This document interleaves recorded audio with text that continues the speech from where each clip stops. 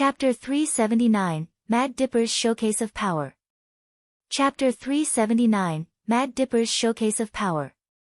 Hi. Luo Clan's ice and fire lords are nothing to look at either.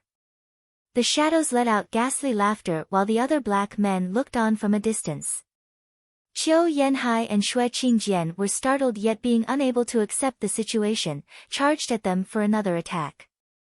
It was utterly ridiculous how some profound heaven cultivators were mocking two 8th layer radiant stage experts. Ice and fire surged once more towards the shadows, but it merely phased through them and made a loud bang far behind them. Those shadows weren't even real to begin with. The two jerked back, to which the shadows cackled louder and sharper. With the blow of an eerie wind, it was now the shadows' turn to go on the offensive with their glinting curved blades. Boom! The duo sent blows all this time, but not even one was of use. They couldn't lay a finger on them. As the shadows drew closer, they shot silver lights at them, forcing the tense couple back. A moment of carelessness was enough for one of the lights to land, dissolving their clothes. It was this close to poisoning their bodies too. That only got the two of them even more frightened. And while they were pulling back, the shadows grew cocky with laughter and movements. Qiu Yanhai and Xue Qingjian grew grave, unable to block the shadows' advance. And there were still many more of those black men glaring over as well. Li Jingtian watched it all with a cold trembling eye. Their cultivation method is like those pygmies' unity tactic, but not quite. The four scheming demons every move matched flawlessly, in tune with each other, while these guys fought by themselves. There was no mystical art behind it to allow them to phase in and out of reality either. It ought to have the same weakness either way. Li Jingtian's eyes flashed with resolve. The power couple had had enough, by the looks of it. Xue Qingjian cursed back, "Old Li, what are you standing around for? Do something." "Ah!" Xue Qingjian cried, getting scared by a curved blade flying at her neck. Qiu Yanhai was distressed, yet he was blocked by 6 shadows himself. All he could do was watch his dear wife get skewered. Li Jingtian roared, "They have no bodies. Use soul attacks." The couple woke up to this obvious truth. Of course. We're radiant stage experts while they're only in the profound heaven stage. Killing with intent may not do them in, on account of their strong souls, but it should give them a pause. 2 hums later, a pulse flashed past. Bam! Like a tidal wave, it flung the black men dozens of meters back. The effect perked up the two. They were finally getting somewhere with removing these creepy guys. But it also stunned them as to how these profound heaven shadows had such strong souls. The duo's powerful souls were unable to even make them pause, and only pushed them back. Nevertheless, they could see a solution to their headaches, restoring their calm. While they were calm, the enemy was deadly calm as well, not one bit fazed about the fact that their weakness had just been found out. "Fall in." From among the calm black observers, one aged and hoarse voice came. The cackling shadows gathered together. As they linked, they formed a giant net, floating in the sky. As more of them joined, their soul power surged. Squinting, the couple turned grave as they stepped backward. They had felt it too. The shadows' combined soul power had reached the radiant stage. Unity tactic. Li Jingtian gasped. The black men laughed in pride, a soul unity tactic to be exact. One made particularly with radiant stage experts in mind. He, get ready, attack. The shadows snickered and released a sound at Qiu Yanhai and Xue Qingjian, who were balking under the pressure. As they pulled back, they fought back with their own souls. Much good did that do. Their soul attacks against the shadows' combined attack was like a breeze against a wall. The two panicked, sweating buckets. What's with these guys? They're way too creepy. No matter what they did, it proved to be pointless. Life and death art then. They had tried it earlier and it didn't do a damn thing. A stronger attack, but still very much physical. That left backing up more and more the only choice, leading to their increased vexation. And lead to the growing joy of the black men, cackling like victors. Whoosh! Li Jingtian flashed in front of the couple, facing the incoming shadows. Elderly, what are you doing? Qiu Yanhai shouted. Grinning, Li Jingtian's eye shone, he, isn't it obvious? Shutting them up. With jumping eyebrows, the couple was still clueless when Li Jingtian made a sign, staring at the shadows. Humph, ignorant whelps, a Luo clan's elder isn't someone you can understand. Wraith style, third move, Necro Dragon's screech. Roar. Li Jingtian's roar sent the surroundings rumbling. The image of a dragon charged with claws and fangs bared, ready to tear anything to pieces. The shadows only noticed when the dragon was upon them. Boom! The explosion shook the entire mountain range and cracked the land. The shadows' perfect formation scattered like flies. They had no time to make sense of it as they blacked out. Falling to the ground, the shadows scattered. A singular strike wiped out a dozen shadows, laid to rest for good this time. It's a soul martial art, look out! The black men moved back, losing their previous cool and watching Li Jingtian with trepidation. Unlike the ice and fire lords, Li Jingtian actually posed a threat. Sticking his chin out, Li Jingtian laughed full of himself. Anyone else? The black men looked at each other and started to make tactical steps backward. Yun Clan was overjoyed. Seeing ice and fire lords at a severe disadvantage had them more than a little worried.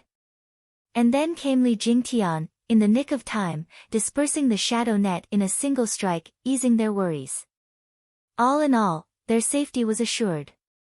As for the couple, they felt sour looking at Li Jingtian stroking his ego. With so many witnesses, they didn't look the part of elders, unlike Li Jingtian. It was a humble pie neither of them wanted to taste. Old Li, you're really something to know even a soul martial art. How come we've never seen you using it? Shui Qingjian grumbled, prickled by envy. Li Jingtian scratched his nose, he, you don't have to be jealous. When we joined the Luo clan, Steward Zhua gave each of us a matching art. Each of us has our own strengths. I was also enticed by that life and death art of yours, but can I train in it? Necro Dragon's screech is a sound martial art, but it is a body martial art at its core. Since you two trained by combining fire and water, this art doesn't seem to fit you, does it? The two paused. He does make a fairly good point. They got over it just as fast as they had gotten jealous. Old Li, you deal with them while we bring up the rear. Shui Qingjian looked at the people and said, let's end this quickly. No problem. Li Jingtian laughed and shot up. The black men fell back farther in fear of Li Jingtian's gaze. But a cold shout fell from the black cloud above, humph, ignorant whelp, you're awfully confident in your parlor tricks. Chapter 380, The Dreadful Black Captain. Chapter 380, The Dreadful Black Captain. Li Jingtian squinted at the sky. Something black was coming down swiftly. At a closer look, it appeared to be a pitch-black chain making rumbling sounds like lightning as it shot for Li Jingtian. The pressure it released was akin to bearing the full weight of the world on one's shoulders. Everyone's breathing faltered, their feet plunging into the dirt, and their waists bent from the mountain-like pressure. Even eighth layer of radiant stage experts like the odd couple shuddered, the ground cracking beneath their feet in all directions. As for Li Jingtian, who felt the brunt of it, had his face shudder and his clothes rustled. The wind snapped at his face as his feet also sank deeper into the earth. Shocked, Li Jingtian instantly made the connection that this man was unlike those men in black. The men in black were like ants compared to this secretive person. He was the true expert among them. The person was yet to show himself, but the power behind his first strike had put Elderly on guard. Gnashing his teeth, he squinted at the incoming black chain and his power erupted. Black energy curled around him, ghostly dragon claw. He chose to face the chain head-on. The voice from the cloud clearly stated his surprise in Li Jingtian's course of action, and praised, "Youngster is quite brave. A pity." Bam! With an ear-piercing explosion, Li Jingtian's black claw tightened on the chain. Yet the chain kept on going, slamming him into the ground.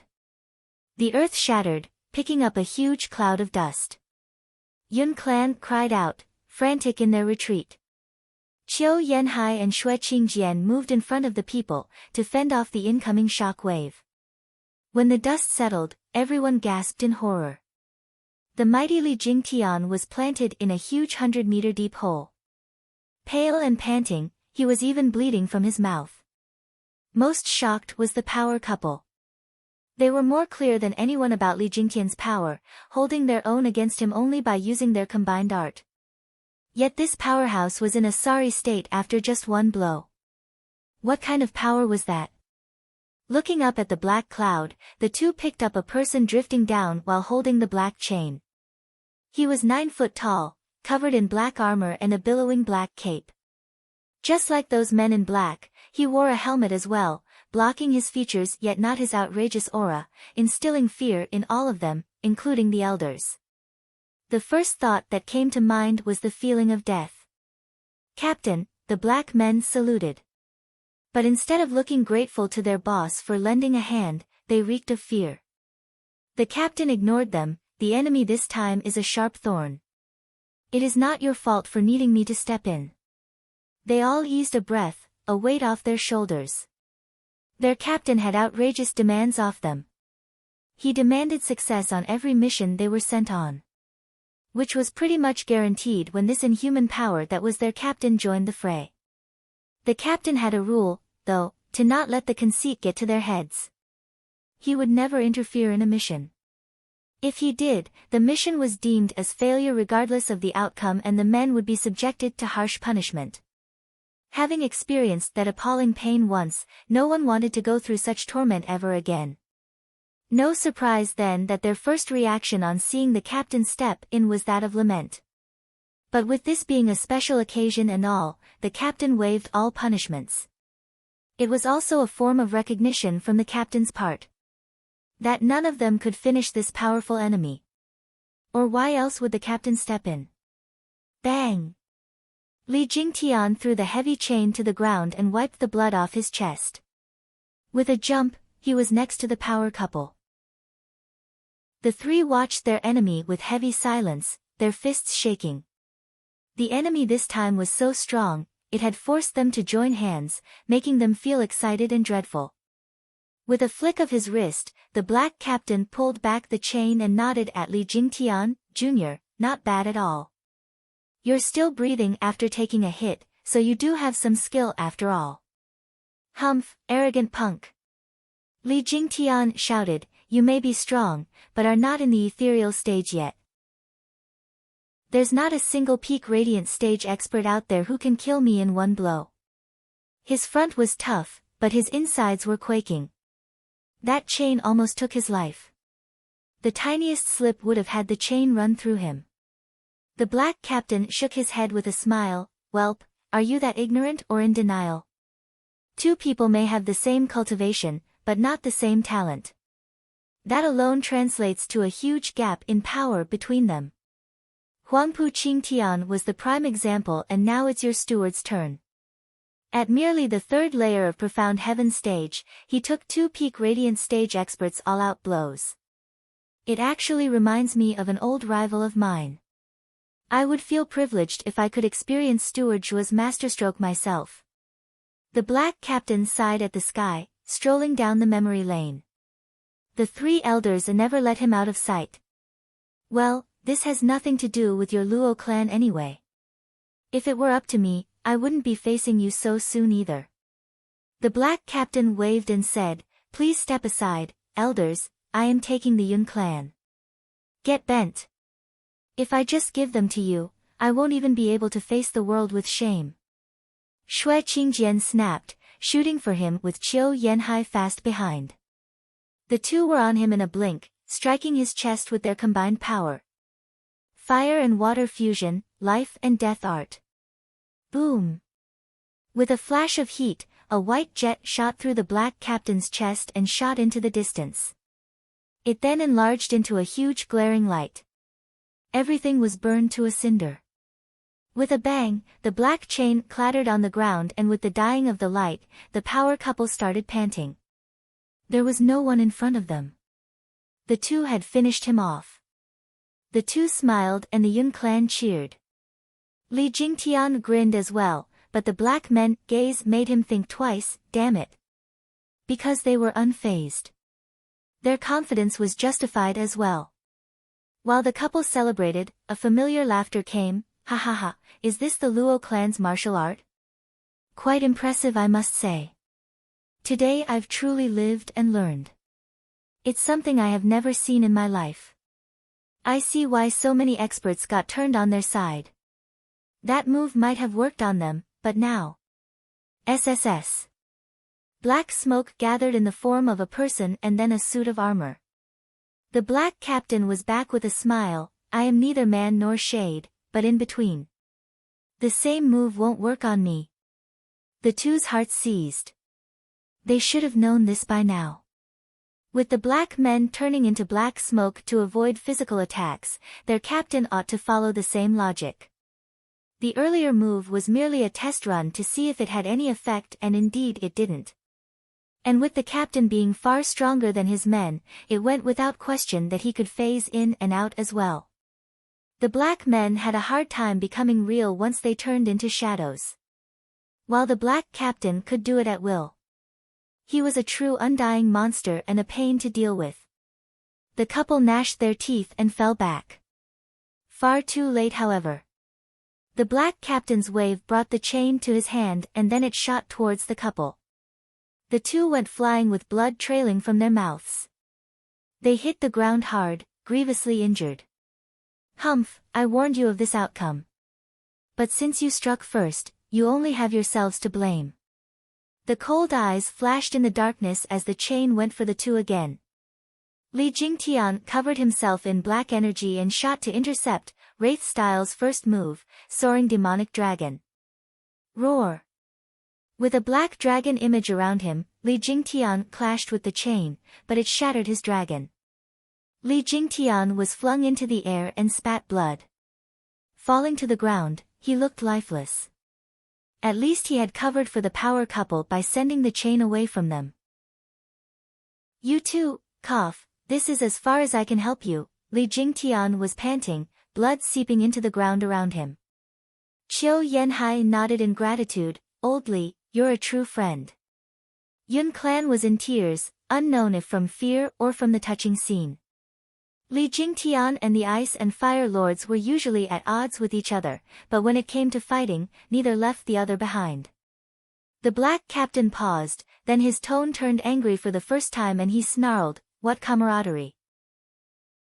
Mad Dipper, since you want to save them so badly, you can die first." Whoosh!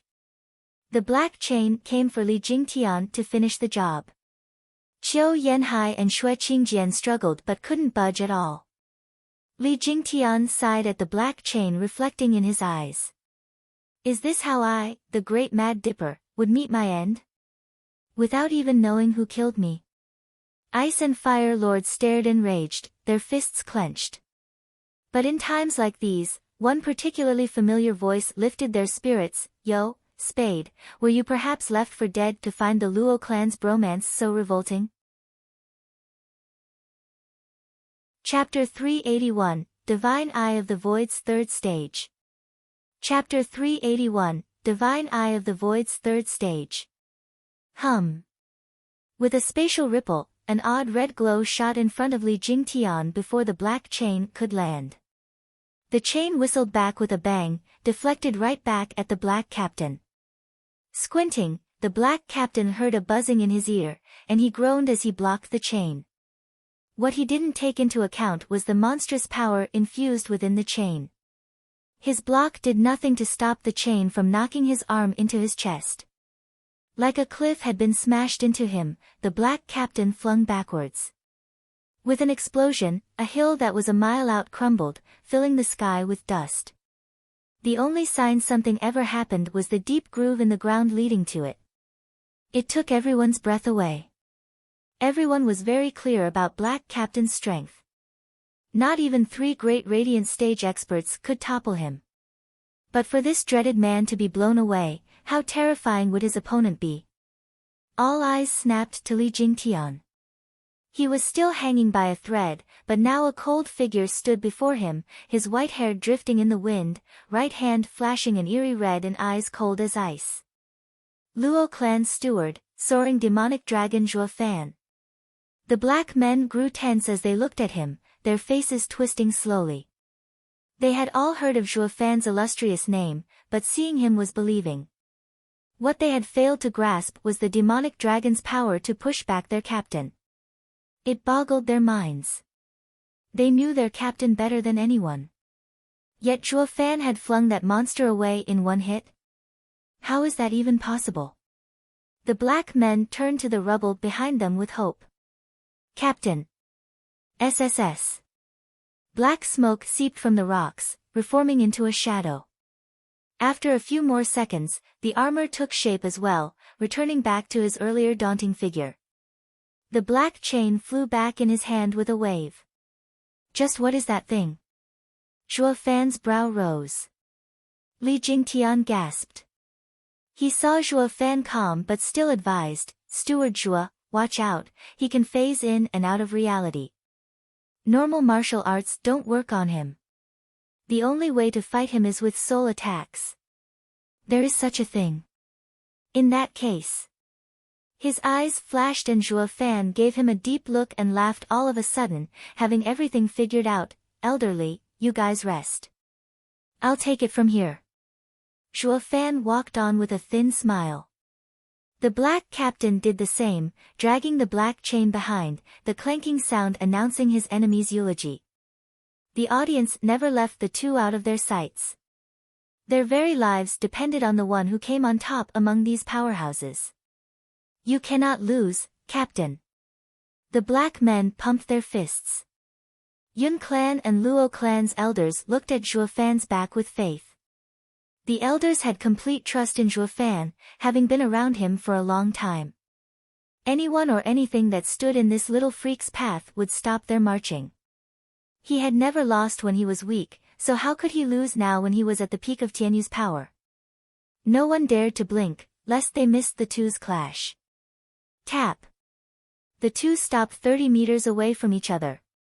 Zhuo Fan sized him up and snickered, the girl's intuition sure was spot on. The other faction even sent someone like you. I thought elderly and the 2 elders would be more than enough. Ha ha ha, how naive of me. You never wanted the Yun clan to fall into someone else's hands. The future of Yun clan is crucial to all factions. It cannot be left to the Luo clan alone. The black captain gave him a cold look, flicking the chain with a trembling hand. That punch sure was savage, reminding me of an old rival of mine. Zhuo Fan curled an eyebrow, a no-brainer for him to guess who this old rival was. He mocked the black captain, did you win or not? Shuddering, the black captain flashed with unbridled rage. His fists clenched and he spat, I lost that day, but don't think this match will be the same. That remains to be seen. Zhuo Fan snickered, unlike him, I am far more complex, not to mention a headache to deal with. Are you that certain of victory? Ha ha ha. The black captain's hand tightened and he flung the chain towards Zhuo Fan's left side, Ladybug, see for yourself. The black chain snaked in the air and was at the left side of Zhuo Fan's face in a blink, sneaky and swift. The chain was out of reach of the right hand, fully grasping Zhuo Fan's weakness in one glance. You old fox. Zhuo Fan grinned, being mentally prepared. This guy had only seen him use the right hand once and already knew to stay clear. The attack on his left side spoke volumes of this guy's experience. Facing such a guy half-assed would give you a one-way trip to hell. And thinking that facing him even full-assed would be a pain, Zhuo Fan had to take it seriously. In any case, while the black captain knew Zhuo Fan's right arm was tough, the guy was clueless that his left arm threw a mean punch all the same. With a groan, the nimble chain landed in a dragon claw. The black captain cried, Earth Dragon Claw. Hee, right on. Zhuo Fan mocked him and yanked the chain.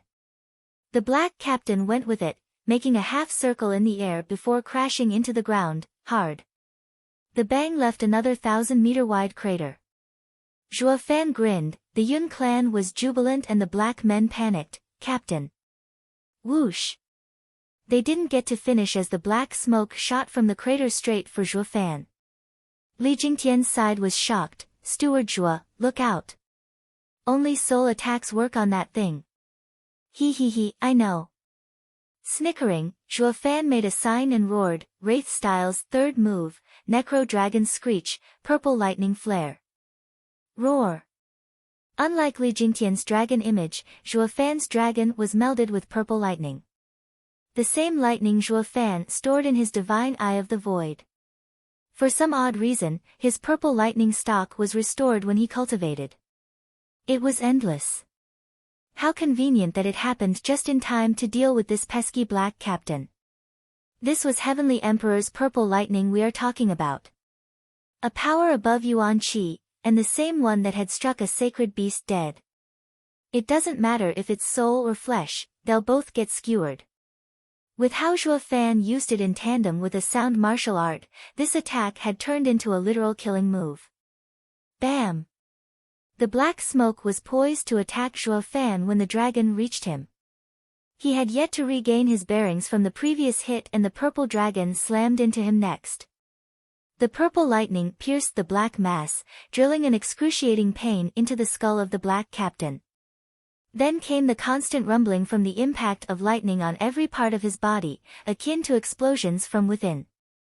All the audience heard was an endless cry of agony, as the black captain rammed himself left and right like a headless chicken.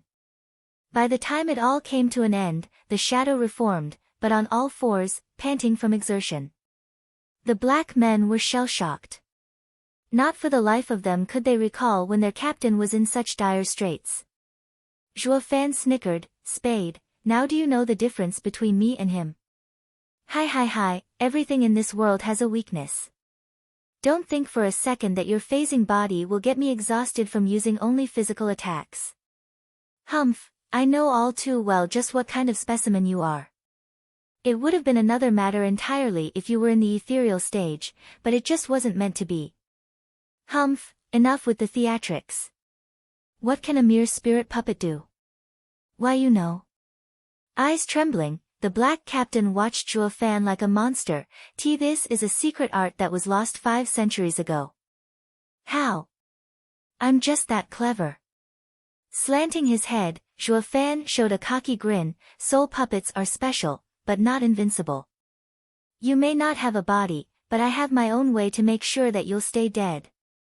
You showed off in my presence and you beat my men.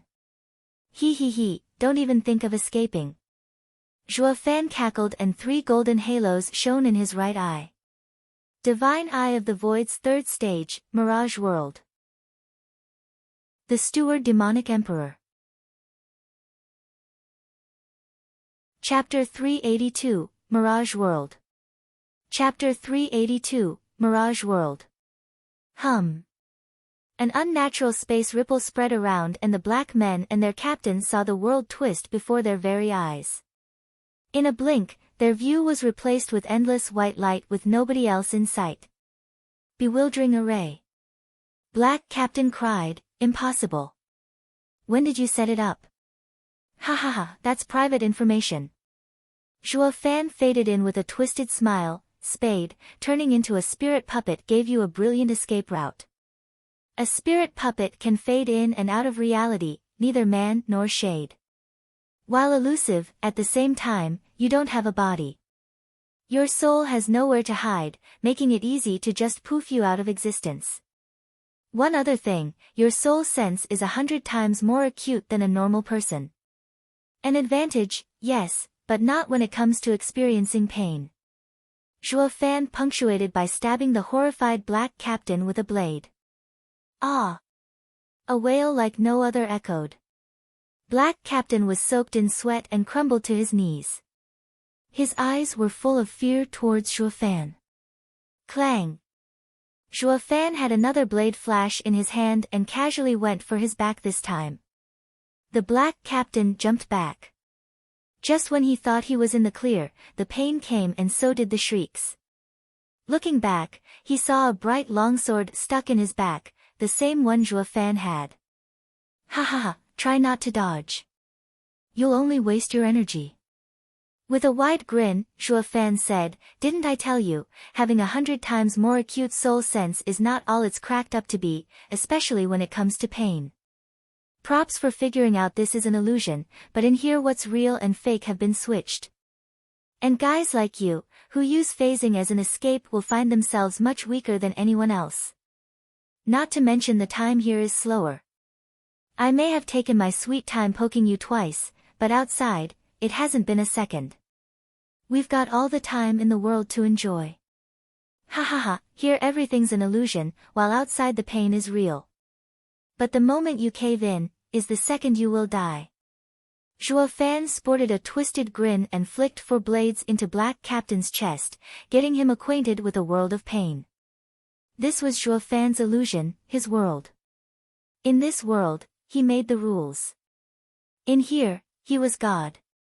The Black Captain was unstoppable outside, while in this illusion he was being toyed around like a powerless doll.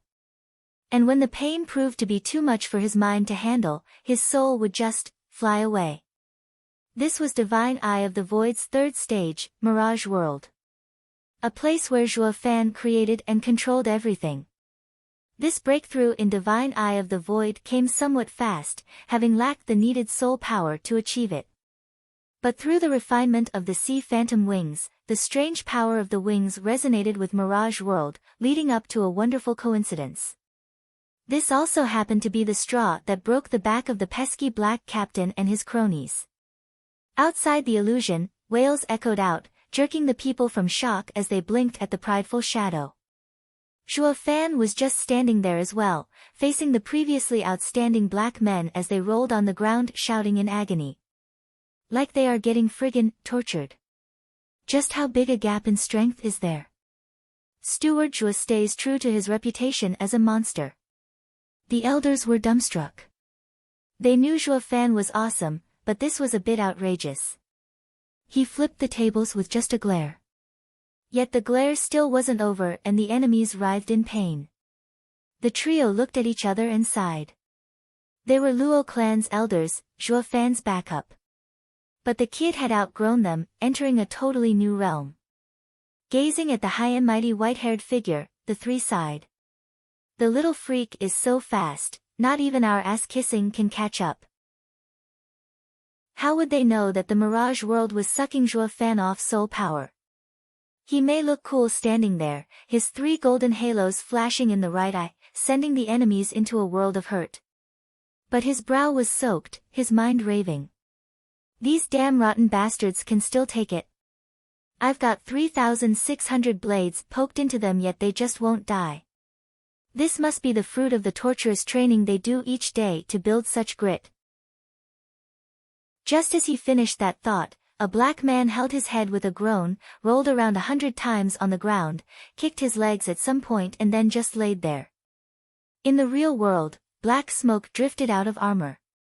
The gear clattered to the floor, empty. Zhuo Fan grinned and spat, it's about time. These spirit puppets are at their limit. Ugh. Case in point, after the first shadow keeled over, a second and third were bound to collapse, leaving behind empty armor. Some didn't even get to fall, their souls gone like the wind in mid-fall. Zhuo Fan eased his breath. The fewer they were, the lesser the strain on his soul. It didn't take long for the hundreds of black men to sputter in smoke, leaving the captain, still hugging his head with a clenched jaw. Zhuo Fan snorted with a wet brow. His soul was reaching his limit, his vision blurred. But he hung on holding the black captain in the Mirage World. Just a little more and he's done for. Zhuo Fan smiled inside, his knuckles white. Whoosh! A pebble shot for Zhuo Fan at breakneck speed. So small yet containing the power of a mountain, forcing Zhuo Fan to take a pause. Yet Zhuo Fan had 2 aces with him, his beastly fists. any one of which could deal with such a feeble threat. His right hand moved and caught the pebble. But it proved to be enough of a distraction for the mirage world to break. The black captain sensed the real world and jumped through the crack. "Steward Zhua, the guy's escaping!" Li Jingtian shouted. Zhua Fan's right eye flashed with 2 golden halos. Divine Eye of the Void's second stage, Void Annihilation. Whoosh! A spatial ripple shot for the captain. He turned into smoke trying to dodge, but when Void Annihilation passed through him, he felt an agony like never before. Even being a spirit puppet, he couldn't avoid the effects of space cracking. His soul was jolted and wounds laced his mind. The captain cursed inside, what kind of a freak is he? He has so many fancy and powerful tricks not even that guy can match. Boom! Void Annihilation ran through 3 mountains before taking to the sky. Zhua Fan was about to send another one. Black Captain was too scared to take any more blows like that and turned into black smoke, drifting among the Yun clan. Zhua Fan held back, lest he harmed innocents. The black captain laughed, having found his window, flying closer to the people. The crowd shrieked as he trapped a 19-year-old kid in his smoke and fled. "Help me!" The youth peed in fright, shouting his lungs out for help. Zhua Fan frowned. "Spade, let him go. Yun clan is under Luo clan's protection. Harm him and we will become mortal enemies." "Humph, do you take me for a fool? You'll kill me regardless." The black captain shouted. "Zhua Fan, you got me this time, but we will meet again. See you around." The black captain turned into a black wind and wrapped tighter around the wailing youth. He was gone the next second. Yun clan watched in worry while Zhua Fan stomped. He looked positively annoyed, except for that vague quirk on his face. The black captain was long gone, yet Zhua Fan looked at the clouds still. Yun clan was touched by his desolate back. "Steward Zhua is working so hard for us. He is so heartbroken at the loss of one child." Having rested all this time, Li Jingtian was feeling better. He propped his weak body up and sighed. "Steward Zhua, you don't have to blame yourself. He only got one man." "Claptrap, who's blaming himself here?" Zhua Fan snorted. "The kid is already an adult, yet he hasn't even awakened his blood, a waste. It makes no difference if he's gone. But we are here to look good for the Yun clan, so we can't harm their people. That sadness and self-blame routine is there to make them respect us more. Yun clan will be far more willing to follow us now." Li Jingtian's face twitched and he nodded. "Steward Zhua is Steward Zhua. He will never change. He is clearer than anyone about what to do for his own interests." Chapter 383, Spirit Puppet. Chapter 383, Spirit Puppet. "My apologies, everyone. I could not protect you all and let that fiend take someone. I am ashamed." Zhua Fan gasped and said in a heartbroken tone, watching them with a painful look. Li Jingtian next to him felt his face jump around from all the twitching. For the sake of Luo clan's future, Steward Zhua has curbed his mean streak to win their hearts. Or that black captain would never have gotten away even with a hostage. Yun clan bowed in gratitude. "Steward Zhua, please, you don't have to say it. If not for you, all of Yun clan would have ended in misfortune. You have no reason to feel remorse. It should be us thanking you instead. But what we don't understand is what could have happened for us, who look after the people, to incur such a disaster." The Yun clan shook their heads. Zhua Fan hid a snicker, bearing only his laments. "The world is fraught with evil. Even if you are innocent, the tallest tree always gets the wind. Yun clan is a special clan that everyone has their eyes on. Now more than ever, with the imperial capital saturated with scums of society, many clans are coveting the Yun clan." Startled, the Yun clan reflected on these words, then sighed with remorse. They knew now that it was their bloodline that had brought this calamity. Who didn't want to proclaim themselves king, who didn't want to see fate, to act by the heavens' will? But they had the imperial family's protection over the last millennium to curb these thoughts. And when all the top dogs gathered in the imperial capital, they could feel the noose tightening on their throats. It started with clan head Yun Xuanji, a show of the culprit's cruelty and savagery. They did not know who did it, but one thing was clear. Staying put would have been obliteration. Clueless as they were, the herald of their calamity was the one in front of them, the demon-turned-savior, Steward. Yun Xuanji ended up dead because he had forsaken his neutral ground and exceeded his standing. It had nothing to do with the rest of the clan. It was actually Zhuo Fan who incited fear in them, coercing them to flee into his asylum. Yun clan was made up of simple people, who were not sharp enough to guess Zhuo Fan's multi-layered machinations. So seeing that Yun Xuanji trusted him, they did the same and fled. But who was the Yun clan? They literally birthed the high priest every generation. They guided the development of the nation and its policies. And now that they had run away with Zhuo Fan, who the hell would answer all those riddles and conundrums? Zhuo Fan had just stolen their baby, from right under their nose. Hence, as a result, black shadows rained from the sky. All they wanted to do was to guide the sheep back in their pen. But with how their savage act worked only to stoke the dread in Yun clan and Zhuo Fan's timely arrival had saved their future, it only pushed Yun clan closer to the Luo clan. Snickering in his mind, Zhuo Fan put on a particularly heavy look. People, be at ease. As long as Luo clan stands, for the sake of my friendship with Sir Yun Xuanji, I will definitely take you to the safety of Wingei's city. That is where you will never have to worry again. Thank you, Steward Zhuo, for saving us and for everything. We will never forget this. The Yun clan bowed deeply. Zhuo Fan waved them off, his grin growing so much that it threatened to split his skull. Please, you don't have to do that. You can trust in my clan. My only wish is that you remain in our domain, ha ha ha. Through promises, vague threats and nudges, Yun clan had become his die-hard lackey. As if the only one in the whole wide world to save them from doom would ever be Luo clan. However, among those who wanted the Yun clan for themselves, Zhuo Fan was the first to act, stealing them from the imperial family's jaws. After a few more pleasantries, Zhuo Fan took out a vial of recovery pills for the elders. It took them 6 hours to stabilize their wounds. Zhuo Fan was in no rush to return. He'd only leave when the elders were at least in their peak state. Steward Zhuo, I heard you call them spirit puppets. What are they? Li Jingtian inquired. Zhuo Fan derided, a bunch of sorry-ass, lame-ass losers. No one would willingly become a spirit puppet unless forced into a corner. The power couple frowned, looking at him all serious. We all know that only by reaching the ethereal stage can one's mind and soul fuse, allowing them to shed their bodies. Even if the body crumbles, you can just possess another.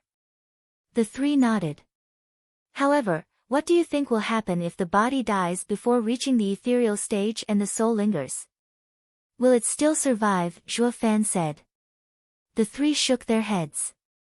The soul can last for 100 days at most, then dies. Li Jingtian's firm answer came. Zhuo Fan nodded, it would be fine if it were.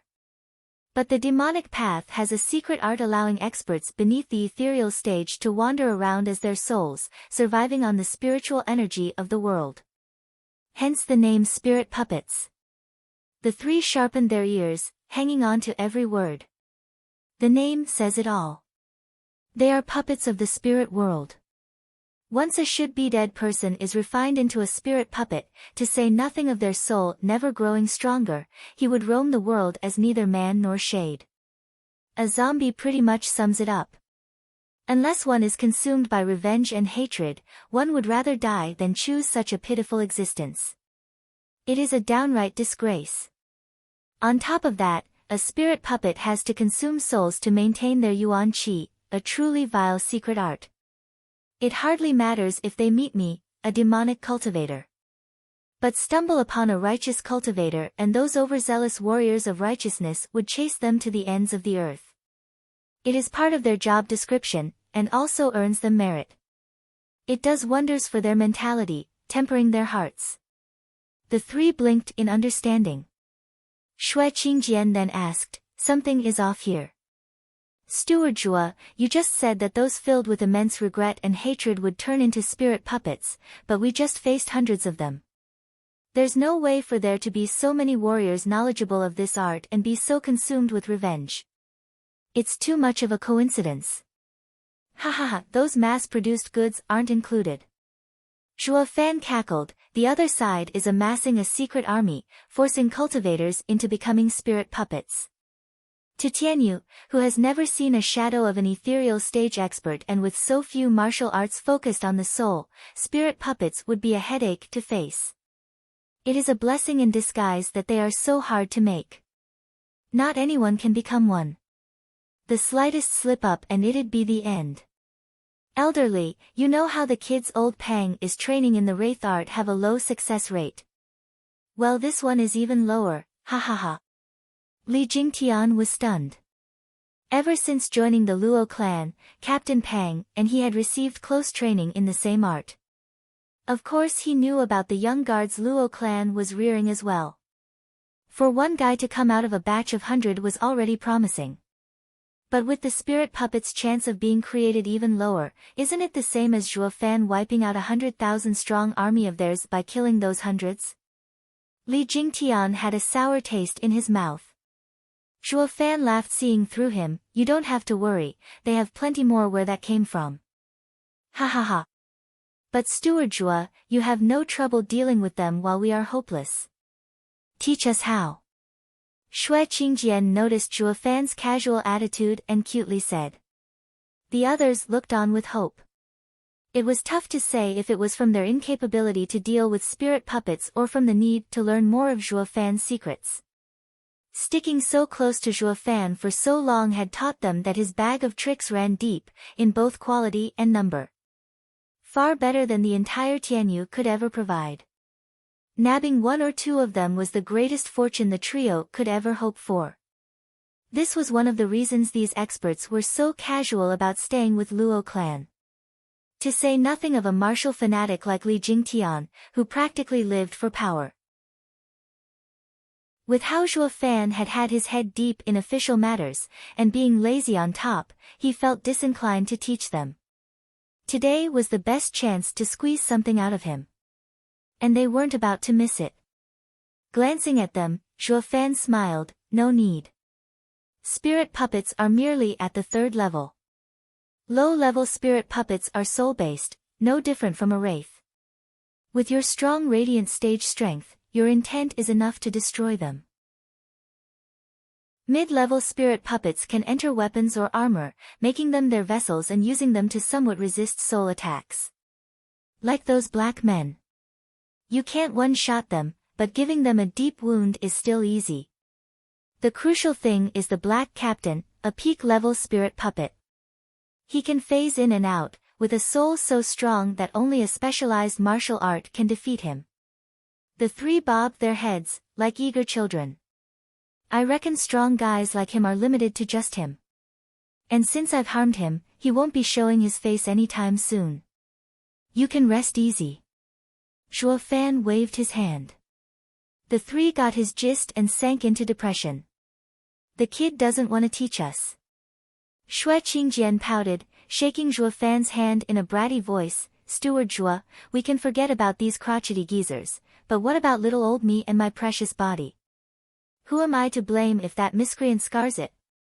If you are that scared of having your secret leaked, sister will visit you in the dead of night. Will you teach me then? Smiley face secret here can also mean a cheat/hack. Zhuo Fan's face twitched at Shui Qingjian's rosy cheeks. Sister Shui, please have a modicum of dignity and act your age. Your man is right behind you. He, Steward Zhuo, why are you being so testy? We're all on the same side, I don't mind. If you still find it lacking, I can join you as well. So will I. Qiu Yanhai exposed a disgraceful grin, followed by Li Jingtian's shout. Ugh! Zhuo Fan almost had a case of the technicolor yawn. Waving all over the place, fine, I'll take it as my loss. I'll teach you something, a profound ranked martial art focused on souls. Finger of Death. Chapter 384, Shadow King. Chapter 384, Shadow King. Who? Black smoke floated by a waterfall in the mountains. It reformed into the crooked shape of the black captain as he gasped for life. He was still holding onto the kid who was now unconscious. Ignoring the hostage, he took a gulp from the stream. With a crack, like that of a gear turning, the waterfall slowly came to a stop. The pond had a vortex in the middle, draining the icy water to reveal the muddy ground and a stone gate 10 meters below. Black Captain jumped in with the kid and pushed on some ostensibly random stone for the gate to rumble open. The gate closed behind him as he entered, with the sky-high waterfall resuming its flow and the pond filling back up again. The captain hobbled through the pitch-black twisting path. Even with all the jolting, the kid never woke up. A faint candlelight sprung in the distance and the captain hesitated, but then walked on even faster. In the glum room, around 60 square meters in size, skipping a torturer's tools of the trade being laid around, a golden sheet ran through the center, dividing the room in two. Plop.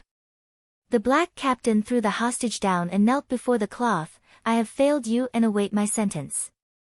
You failed. The aged voice from beyond carried shock, for even you to fail. Sigh. The sighing black captain was lost for words as well. His eyes dimmed and he collapsed. The voice came again, and you're also wounded? Whoosh. A black flash reached the black captain before the aged voice could, giving the captain a pill. When his breathing evened, the man with a bamboo hat eased a breath and said at the curtain, "Please relax, sir. Senior has sustained heavy injuries and only needs time to heal." What, heavy injuries?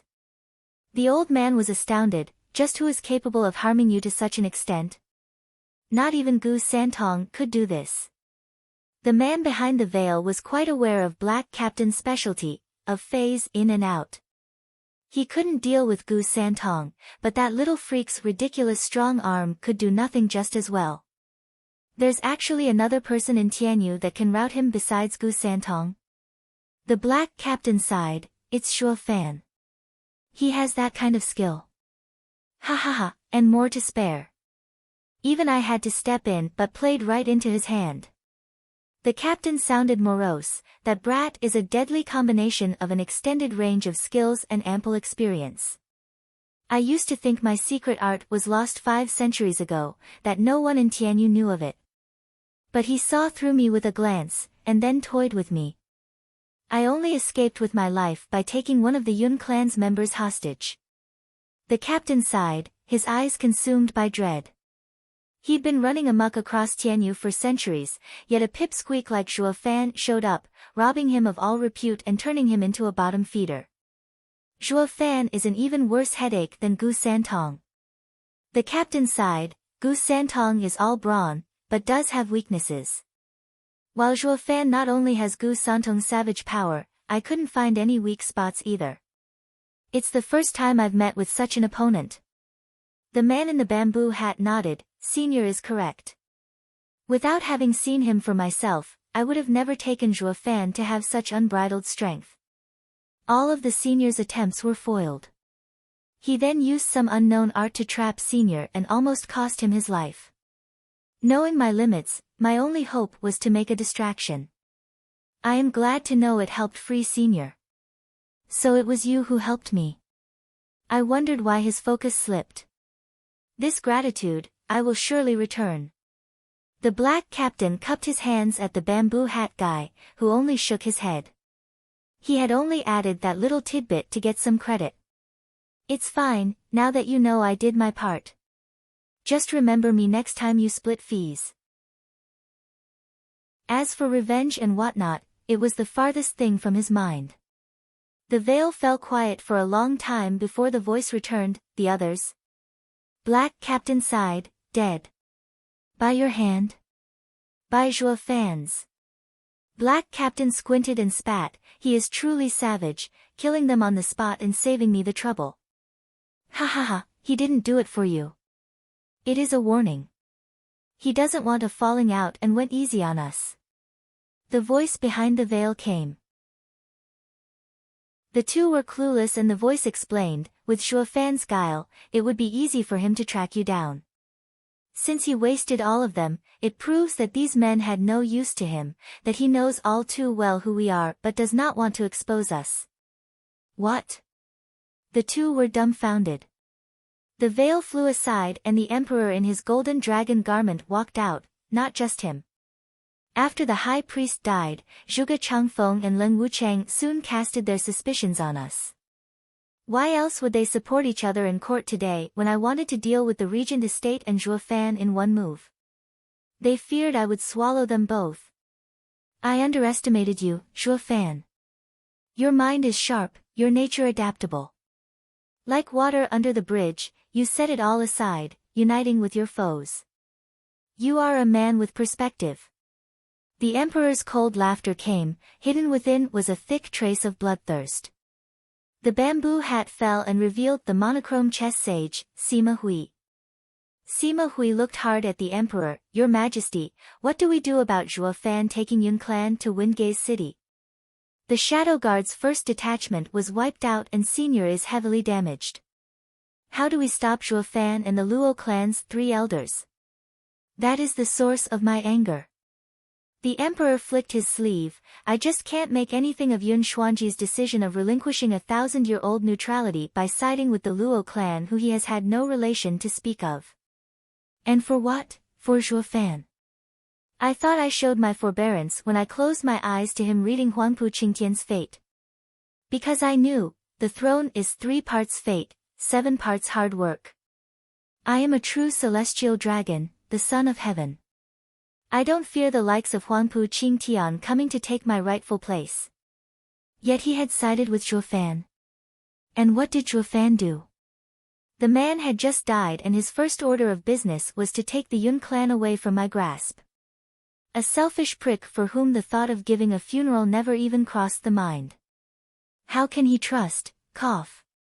The emperor's raving stopped in a coughing fit.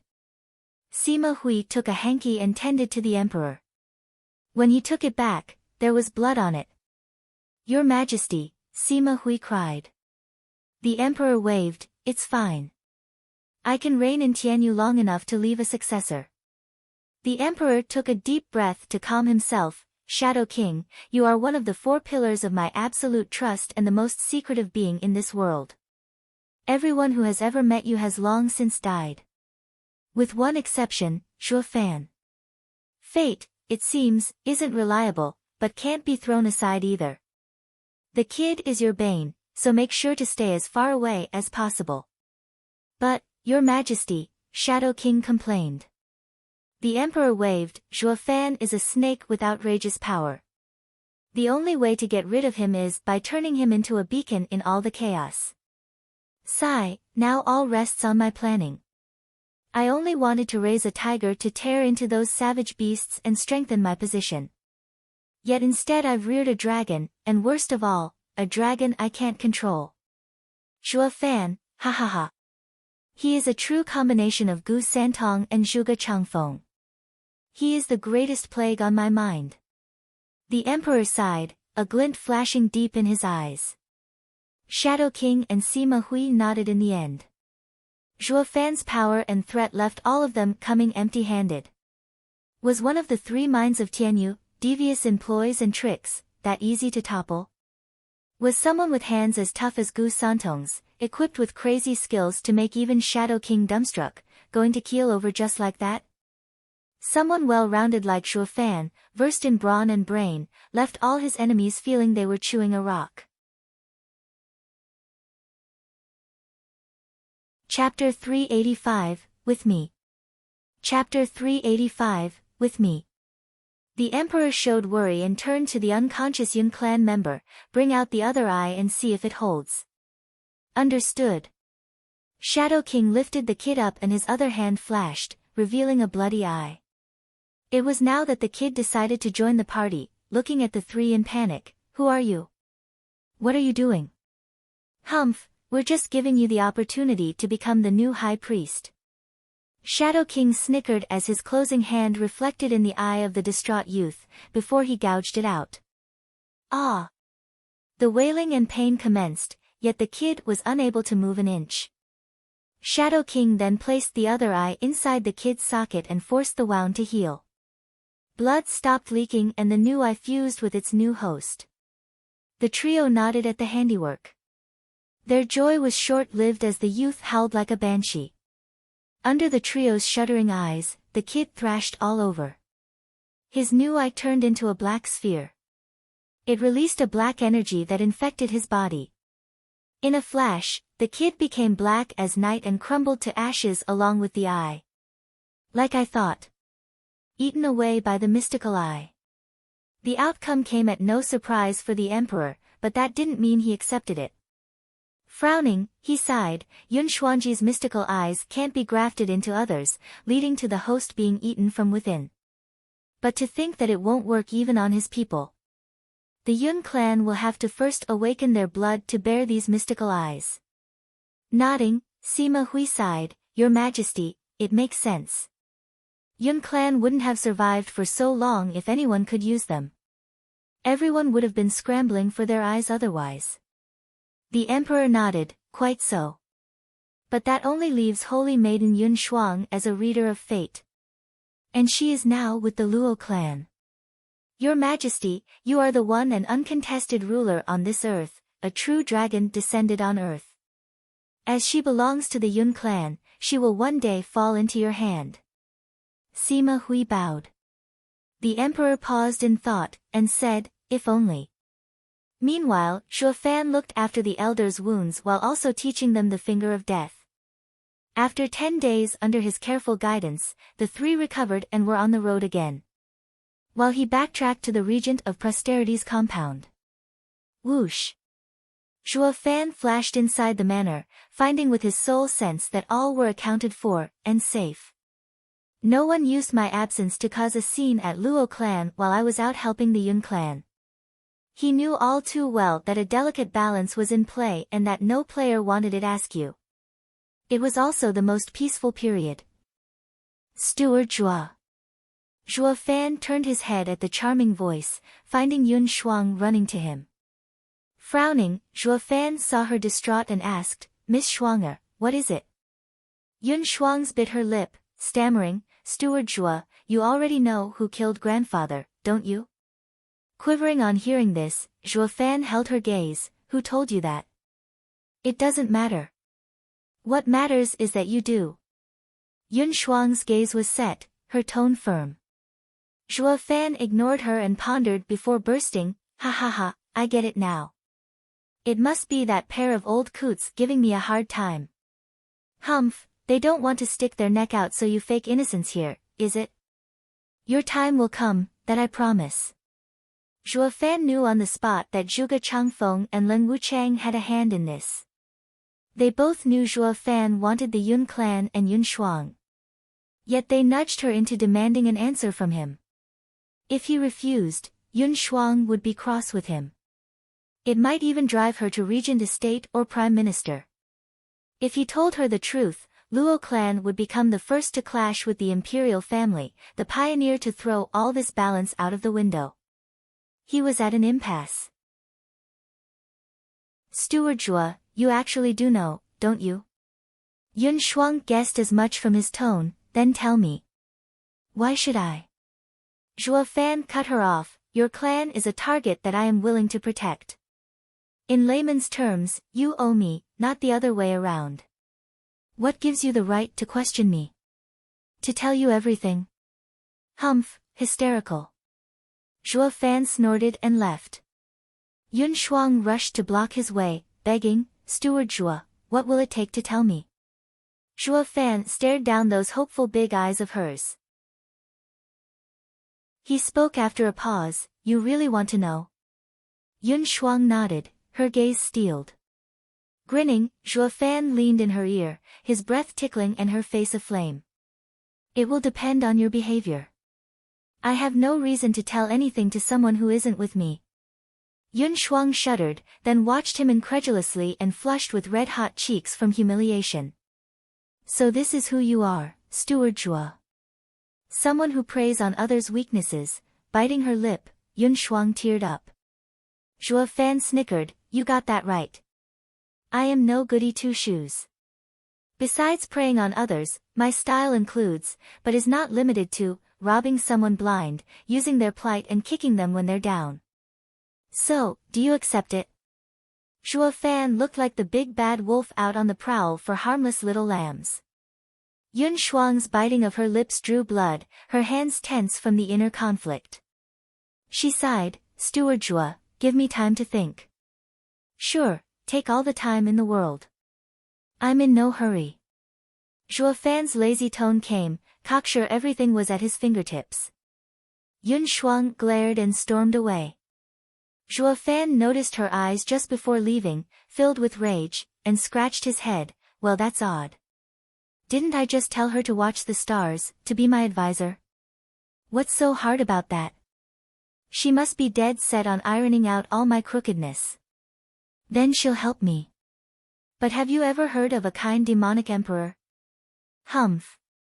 Zhuo Fan grinned, on his way to Luo Yunhai. It's been too long since I gave the future clan head a lesson. How long will it take to shape him up? Well, it's not like I have anything better to do, so I might as well teach him some more. Not like I can leave the clan's fate in the hands of an ignorant kid. I'll never know rest. He got to the Regent of Prosperity's room, only to find it stacked with gifts. Luo Yunchang and Princess Yongning were there too, chatting away. Brother Zhuo, you're back. Luo Yunhai beamed. Luo Yunchang giggled, while Yongning raised an eyebrow. Zhuo Fan, took you long enough. What could have kept the great steward away for so long anyway? Luo clan was swamped with work the past few days and, in your absence, I had to go out of my way to help you all. Don't just stand there, hurry up and thank me.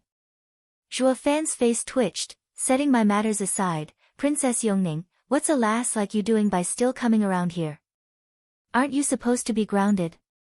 He knew the emperor had grounded the princess to her room before the court debacle. So what was she doing back here after only a few days? Those palace guards are too lazy.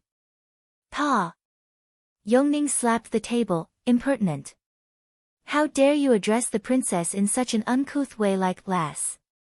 Do you find your head too heavy to bear? Zhuo Fan only gave her a roll of the eyes. Yongning was enraged, while also even more intrigued. Where does a mere steward get this kind of gall from? Luo Yunchang shook her head, trying to mediate. Sister Yongning, calm down. That's how Zhuo Fan is. No one can change him. If you don't like him, you can just avoid him. How can I? Why else do I hear? Yongning blurted. She blushed at her slip, making up an excuse on the spot. I mean, my patience knows no bounds. How can I stoop to his level? Luo Yunchang saw through her in an instant. Humph, you think I don't know your thoughts? You even have that look in your eyes. Why is it that the hate and anger in your gaze looks dangerously close to flirting? Not that Zhuo Fan cared, staring the princess down. Princess Yongning, am I to assume that you've sneaked out again? No way. I walked out the front gate.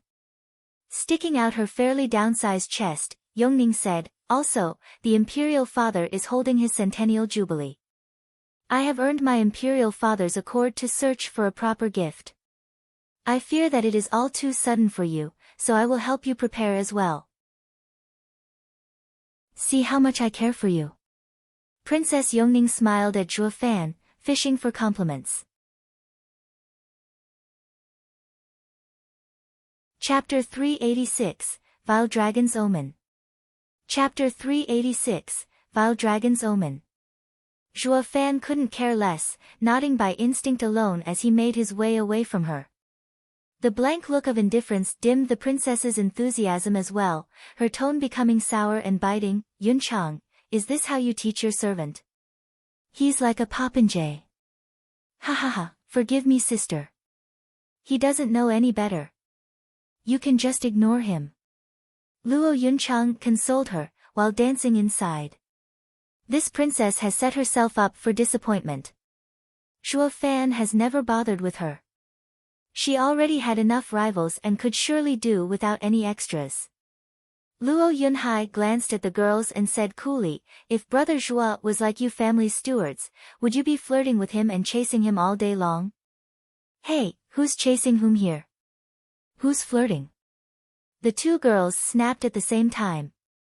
Luo Yunhai just shook his head, I am doing the chasing and flirting, alright? Brother Zhuo must have come for me, so I'll be going now. Luo Yunhai chuckled away, leaving two tomatoes behind, sunk in awkward silence. At one point they glanced at the door with admiration for Luo Yunhai. He could go to Zhuo Fan whenever, while they had to find an excuse to maintain their prim and proper reputation. In the gardens of the compound, Luo Yunhai briskly came to an already waiting Zhuo Fan. Zhuo Fan grinned at the kid, good, your sight is improving. You knew I came for you. Of course. Besides, I've been around Brother Zhuo for so long that we are like brothers. He, Luo Yunhai scratched his nose. Zhuo Fan nodded, hooking his finger, come then, let me see your progress. A fire was lit under Luo Yunhai's rear as he spurred on with purpose and threw a punch at Zhuo Fan. Bang! Punches flew everywhere, with power and speed. While Zhuo Fan returned some, he also preached. A fight is not just about power, but brains as well. Look for an opening. If there's an opening, seize it. If not, make one. Avail yourself to their weaknesses, avoid their strengths and lure them into a false sense of security before you spring your trap to crush them. Zhuo Fan had taught Luo Yunhai well into the night when the moon was up and the stars were shining. For Zhuo Fan, it was all a light warm-up. While Luo Yunhai, a bone-tempering cultivator, facing such a monster, was now sprawled on the ground gasping for air. He was burnt out, like a toad croaking its last. Brother Zhuo, you were quite free today to teach me for so long. Luo Yunhai shouted, soaked in sweat. Zhuo Fan sighed at the starry sky, 3 years. Only one has passed and the stalemate is already stirring. You'll be hard-pressed to find a quieter time like this afterwards, ha ha ha. Zhuo Fan shook his head, patting Luo Yunhai's head before going to his room. The thought of leaving again soon left him bleak. Luo Yunhai gazed at the prideful back. He sensed something and picked himself up to go find Luo Yunchang. Creak. Zhuo Fan entered his room and sighed. He frowned, having smelled something off about his chambers. Scanning the room, he arrived at the bed, with something squirming beneath the covers. Who's there?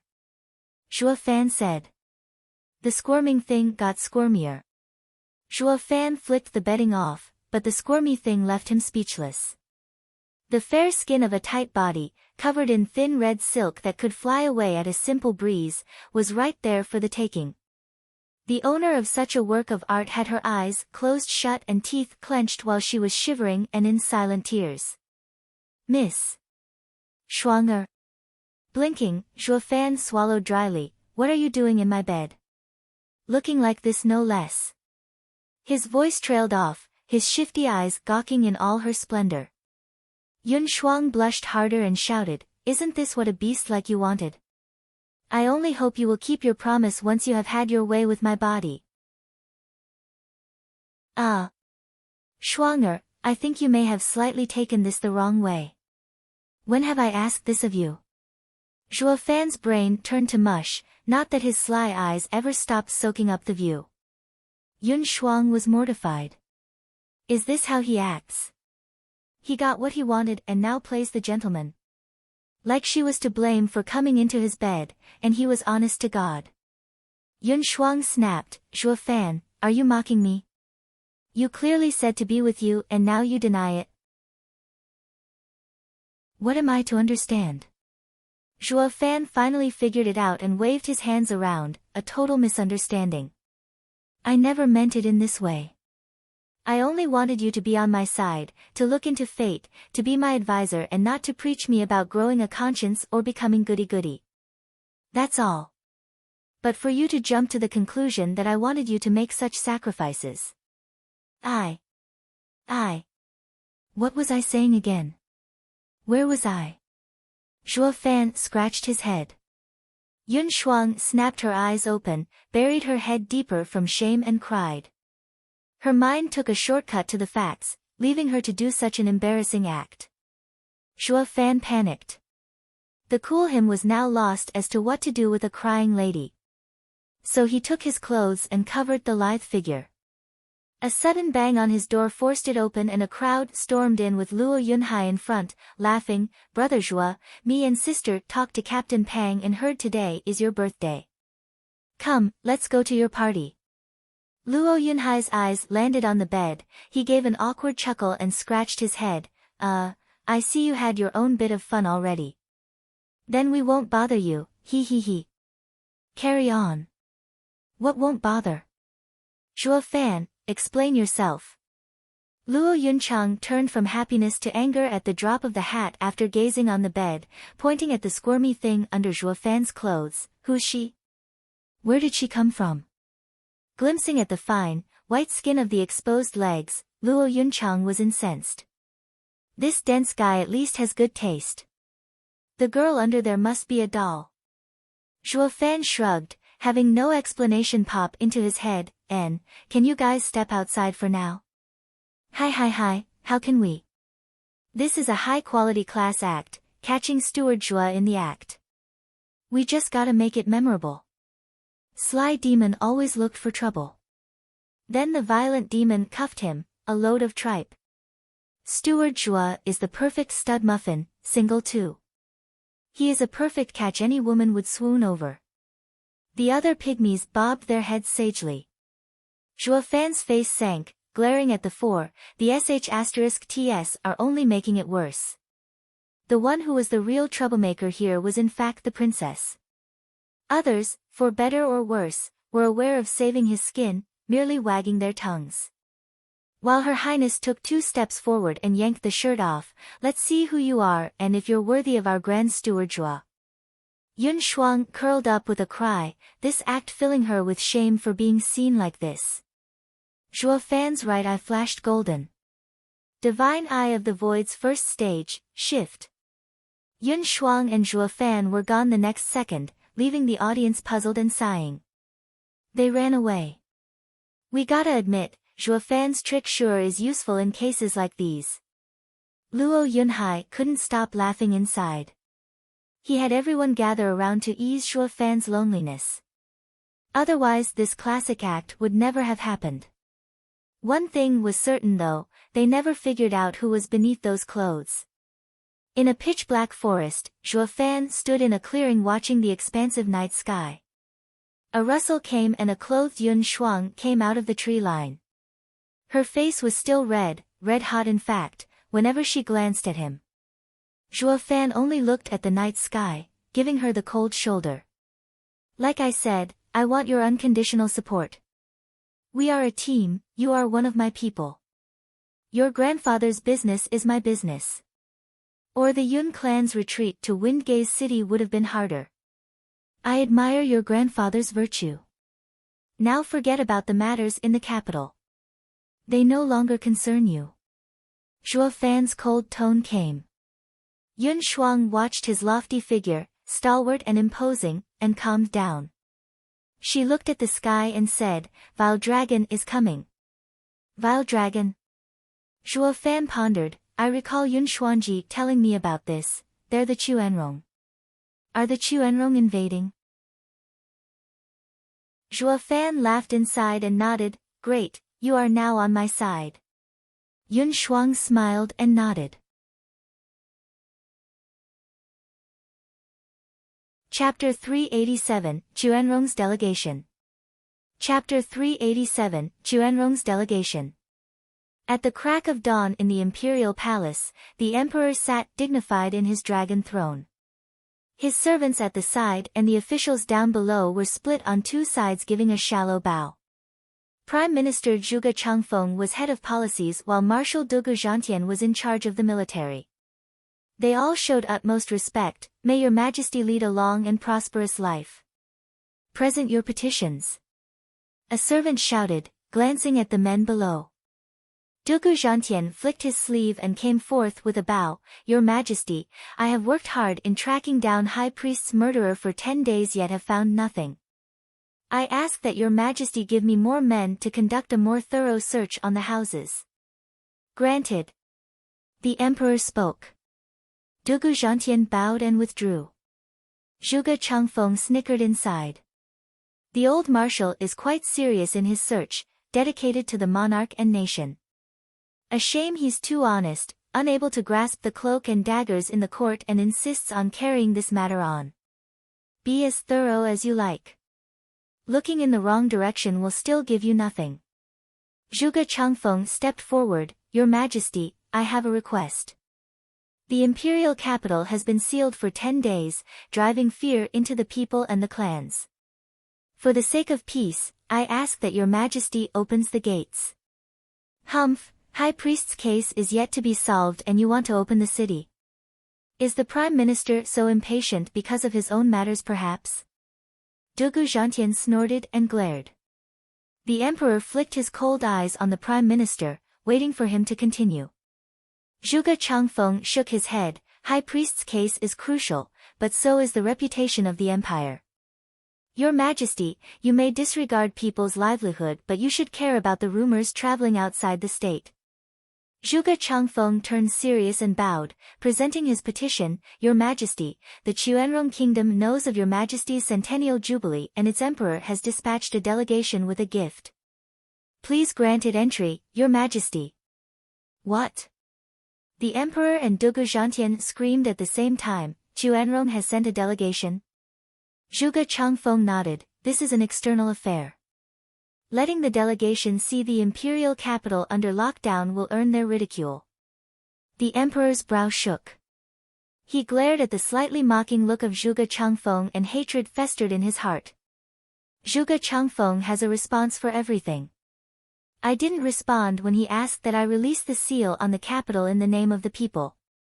So he used Chuanrong's delegation as an excuse. Won't agreeing now look like trying to salvage my name instead of looking out for the people? His vaulting ambition is more than clear. Though the Emperor was unable to grasp Zhuge Changfeng's planning from his vague replies. Zhuge Changfeng presented the petition while the Emperor paused in thought. Dugu Zhantian intervened. Your Majesty, Chuanrong and Tianyu have only ever expressed hostility, with numerous clashes each year. The delegation is sure to be part of some elaborate scheme. And with the imperial capital in troubled waters, it is all the more reason we should block any outside interference. I beg your Majesty to refuse them, lest we bring wolves in our midst. Old Marshal is mistaken. Because our two nations have been at odds in the past, we should use this chance to mend our relations and live in harmony. Zhuge Changfeng shook his head and reported with a sneer. In addition, they come bearing gifts. Slamming the door in their face will put Tianyu to shame. The Chuanrong will think of us as petty. It concerns His Majesty's prestige and Tianyu's name. How could you be so jumpy to lose all decorum when it counts? One official in red stepped forward with a bow. Prime Minister's words ring true. I second him. The Emperor's brow rose at the Grand Secretariat. Another official shot forward. Prime Minister speaks wisdom. Please allow it, Your Majesty. Minister of War. Dugu Zhantian's beard shook. All officials soon stepped up, kneeling and shouting, we all agree. Even the Emperor gasped with an ashen face. He knew Zhuge Changfeng's power had a long reach, but not this long, to include both civil and military officials. The man left nothing to chance. Dugu Zhantian was overwhelmed. Those loyal officials that followed the Emperor around, all but him, were in Zhuge Changfeng's pocket. Be it civil or military, all the Emperor was left with were a scarce few. Zhuge Changfeng held his head high. Your Majesty, this is a matter of great importance for the nation. We, loyal subjects to the flag, ask Your Majesty to make a swift decision that I may reply to the Chuanrong Emperor at once. Humph, Prime Minister, why the rush? You have so much care for the Chuanrong. The last time I checked, you are our nation's Prime Minister. The Emperor said, looking at Zhuge Changfeng in mock and ridicule. All officials panicked, sweating all over. The emperor's accusation was heavy, treasonous even. He started off as a joke, but singled out Zhuge Changfeng, the prime minister, as the nation's traitor. Not even the emperor could accuse someone without evidence, especially the prime minister. It only went to show how enraged the emperor was, getting ahead of himself. Zhuge Changfeng took it in stride, even chuckled, "Your Majesty, please don't joke. I am under Tianyu's payroll, working in its best interests. Try to understand, Your Majesty, everything I do is for the empire." Ha ha ha, of course I understand the prime minister's toil. The emperor forced out through gritted teeth and slammed a servant with the petition, shouting, "As per prime minister's petition, I shall allow the Chuanrong's delegation into Tianyu. The lockdown on the imperial capital is lifted and the high priest's case will be postponed until after my celebration. Your Majesty is wise." The officials bowed, to which the emperor snorted, watching with clenched fists. Dugu Zhantian cursed them inside for being treasonous dogs. Meanwhile, in the high priest's observatory, a 10-meter large golden compass placed at the top released a deep blue glow. A strange energy lingered over it, forcing it to move. Zhuo Fan and Yun Shuang witnessed this phenomenon in shock. Is this the Yun clan's heirloom, the 8th grade spiritual weapon, heaven-linking apparatus? Zhuo Fan was amazed. Yun Shuang nodded. By having the heaven-linking apparatus commune with the world, one can see what happens in the world. As I watched the stars last night, I saw the vile dragon converge his attention here. But that is only a rough estimate. Only through the heaven-linking apparatus can I see its precise focus and how it tangles with the other faction's fates. So that's how it is. Zhuo Fan nodded and looked at her in earnest. "You do what you do best and I'll be the lookout." Yun Shuang giggled, rolling her eyes. "This is the home of Yun clan, having a lookout is like saying we came here to steal from ourselves." You do have a point. Nevertheless, with every house having eyes and ears everywhere, I'll block them. Zhuo Fan scratched his head awkwardly, guarding the door.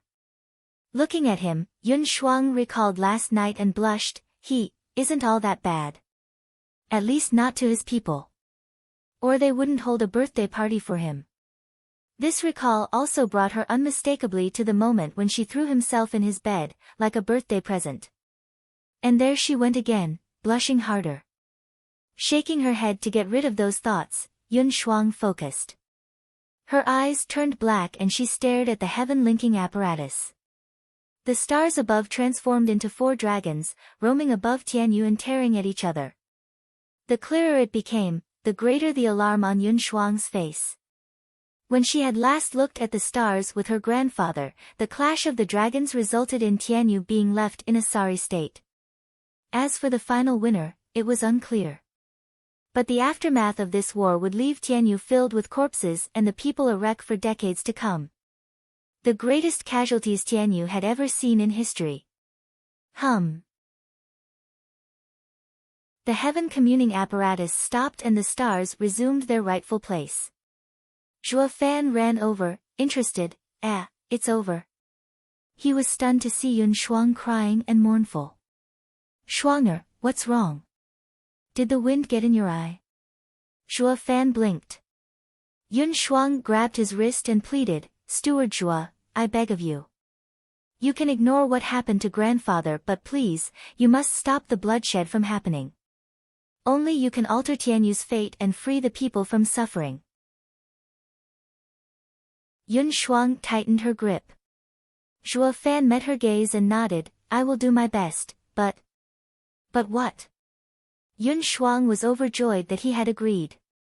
Zhuo Fan was still very much serious. "I keep my private matters separate from business. Personal matters always come first. You are with me now and I will help you in your troubles. But everything else will be done in passing." Yun Shuang was clueless. Zhuo Fan grinned. "That's just my style.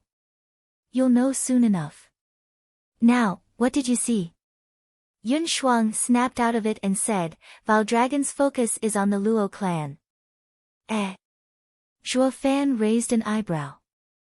Luo clan had just received its newfound position and had not one darn relation with Chuanrong. Why is it after the Luo clan?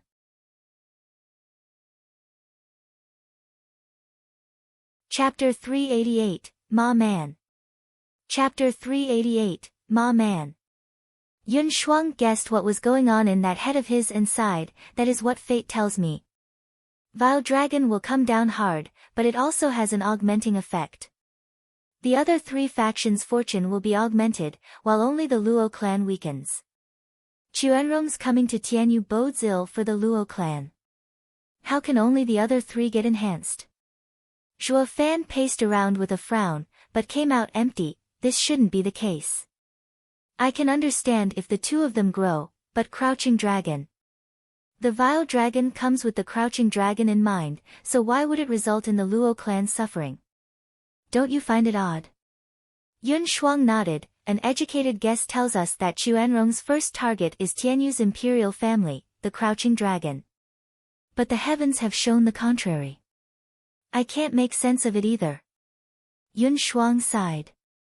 Her sight dazed while Zhuo Fan started shining. Yun Xuanji said that fate is fraught with death and life's paths, while different men make different choices, treading different walks.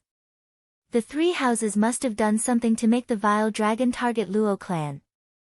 What else could make the mighty Chuanrong Empire focus on the little old us?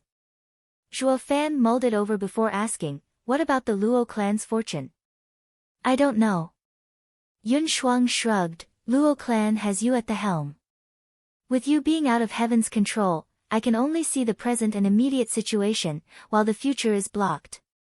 Zhuo Fan sighed. Like the old saying goes, know yourself and the enemy and you'd ever be victorious.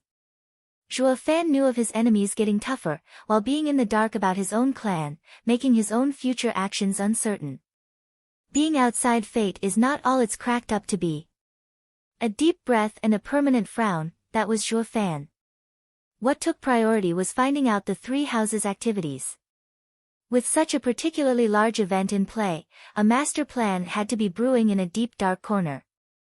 Not cracking it yesterday would get him shafted. Zhuo Fan's mood sank with every thought, yet he spared Yun Shuang a smile. Let's go back. Such a fortune to have you around at this time and to find out about all this before it had been too late. It's fine. I'm doing it for my grandfather and the people. Yun Shuang smiled back and the two left for the Luo clan. But 1,000 meters out, on a pavilion, two shadows kept their sights on them until they were gone. Our shadow recon team has never been so useless before. One snorted, we're so far away that we can't see nor hear **T. What's the point? It's not like we explicitly asked to tail Zhuo Fan, now is it? That freak has a freaky eye that has put even the captain on a sickbed. Any closer and he'd see us. Not even a miracle would save us then. The other side, come on, let's check what they were after and perish. Maybe we'll find something. Humph, now the great shadow guards have turned into garbage men. The shadow grumbled but still followed the other, drifting over to perish as black smoke.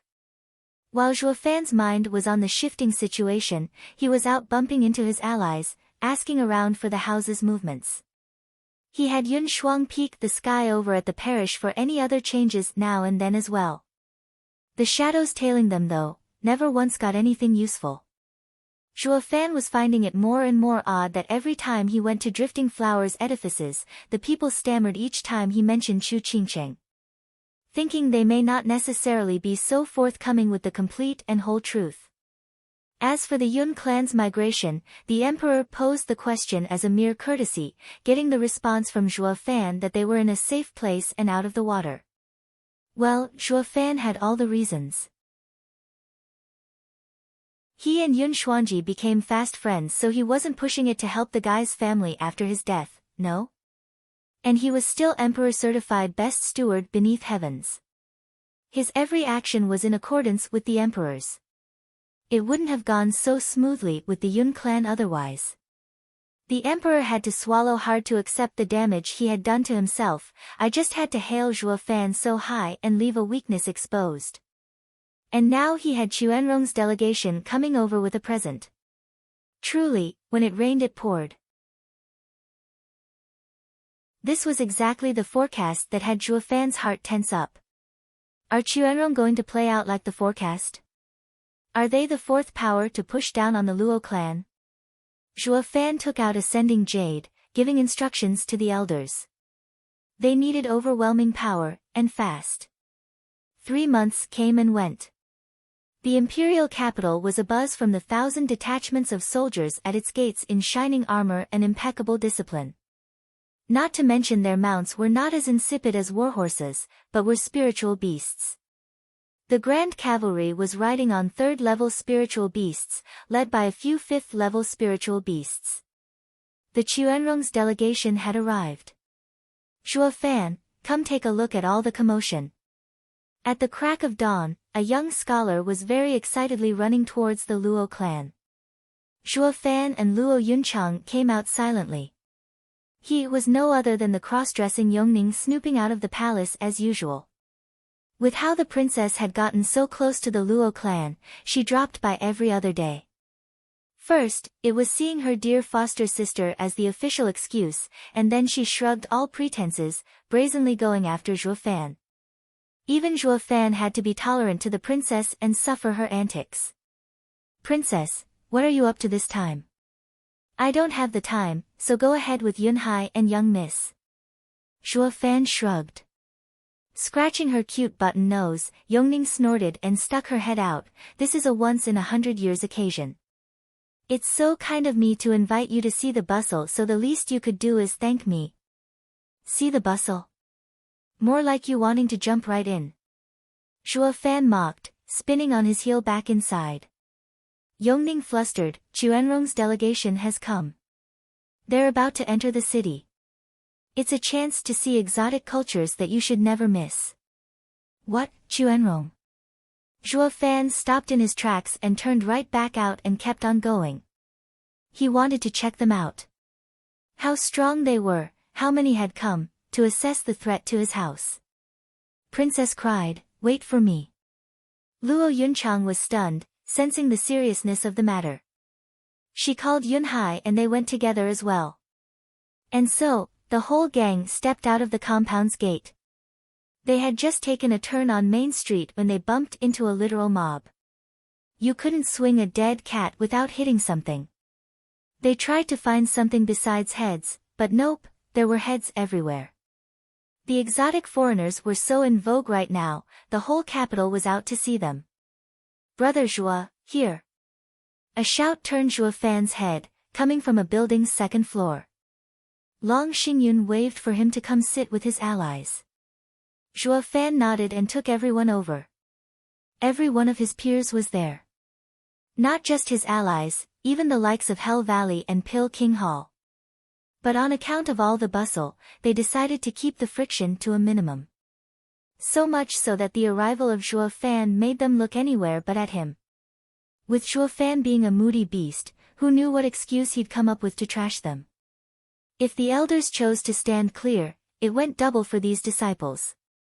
Long Xingyun's group chuckled, this brother sure is feisty. A pain for the enemy and a shoulder to rely on for the allies. Brother Zhuo, the entire 2nd floor is reserved for the house's disciples to get a clearer view of the Chuanrong's delegation. Long Xingyun invited them to sit. Xie Tianshang was stern, his hand never leaving the hilt of his sword. I wonder how many experts they have. Like you can expect anything else from a martial fanatic. Zhuo Fan and Long Xingyun's eyes met and they chuckled. After the esoteric debate, Xie Tianshang's mood had never changed. Chuanrong's delegation had yet to parade into town, so Zhuo Fan looked around. He picked up on a sneaky figure and shouted, Yan Fu, you've come to see the excitement and won't even greet me? Yan Fu ducked out of sight on the 1st floor when he froze. With a forced smile and a scratch on his head, Steward Zhuo, what a coincidence. His words got cut off by a prideful voice, Yan Fu, my master and martial aunt are almost here and you didn't get us seats, eh? Xiao Dandan came with Peony and Iris overseers when she noticed Zhuo Fan's unnatural gaze and blushed, ducking her head. Brother Zhua, they had long since been an item. But you were so cooped up that you never noticed. Long Xingyun gossiped with a snicker. Zhua Fan raised an eyebrow. You guys. Yan Fu was scared out of his mind, even losing his voice. Everyone knew Xiao Dandan was more than a little crazy for Zhua Fan. He ignored her every step, true, but that didn't mean anyone could just show up and take what his steward was. It was a no-brainer. What would happen now? Peony Overseer saw the two shaking in their boots and snapped, "What, Zhua Fan, you didn't want Dandan and now you're going to ruin her life? That's just evil of you." Zhua Fan flicked his hand, his eyes roaming over the happy and shivering couple. Then he cracked up, slapping Yan Fu's back. "Ha ha ha, ma man." He was simply overjoyed at having thrown away one pesky baggage. Everyone's faces twitched and turned dark.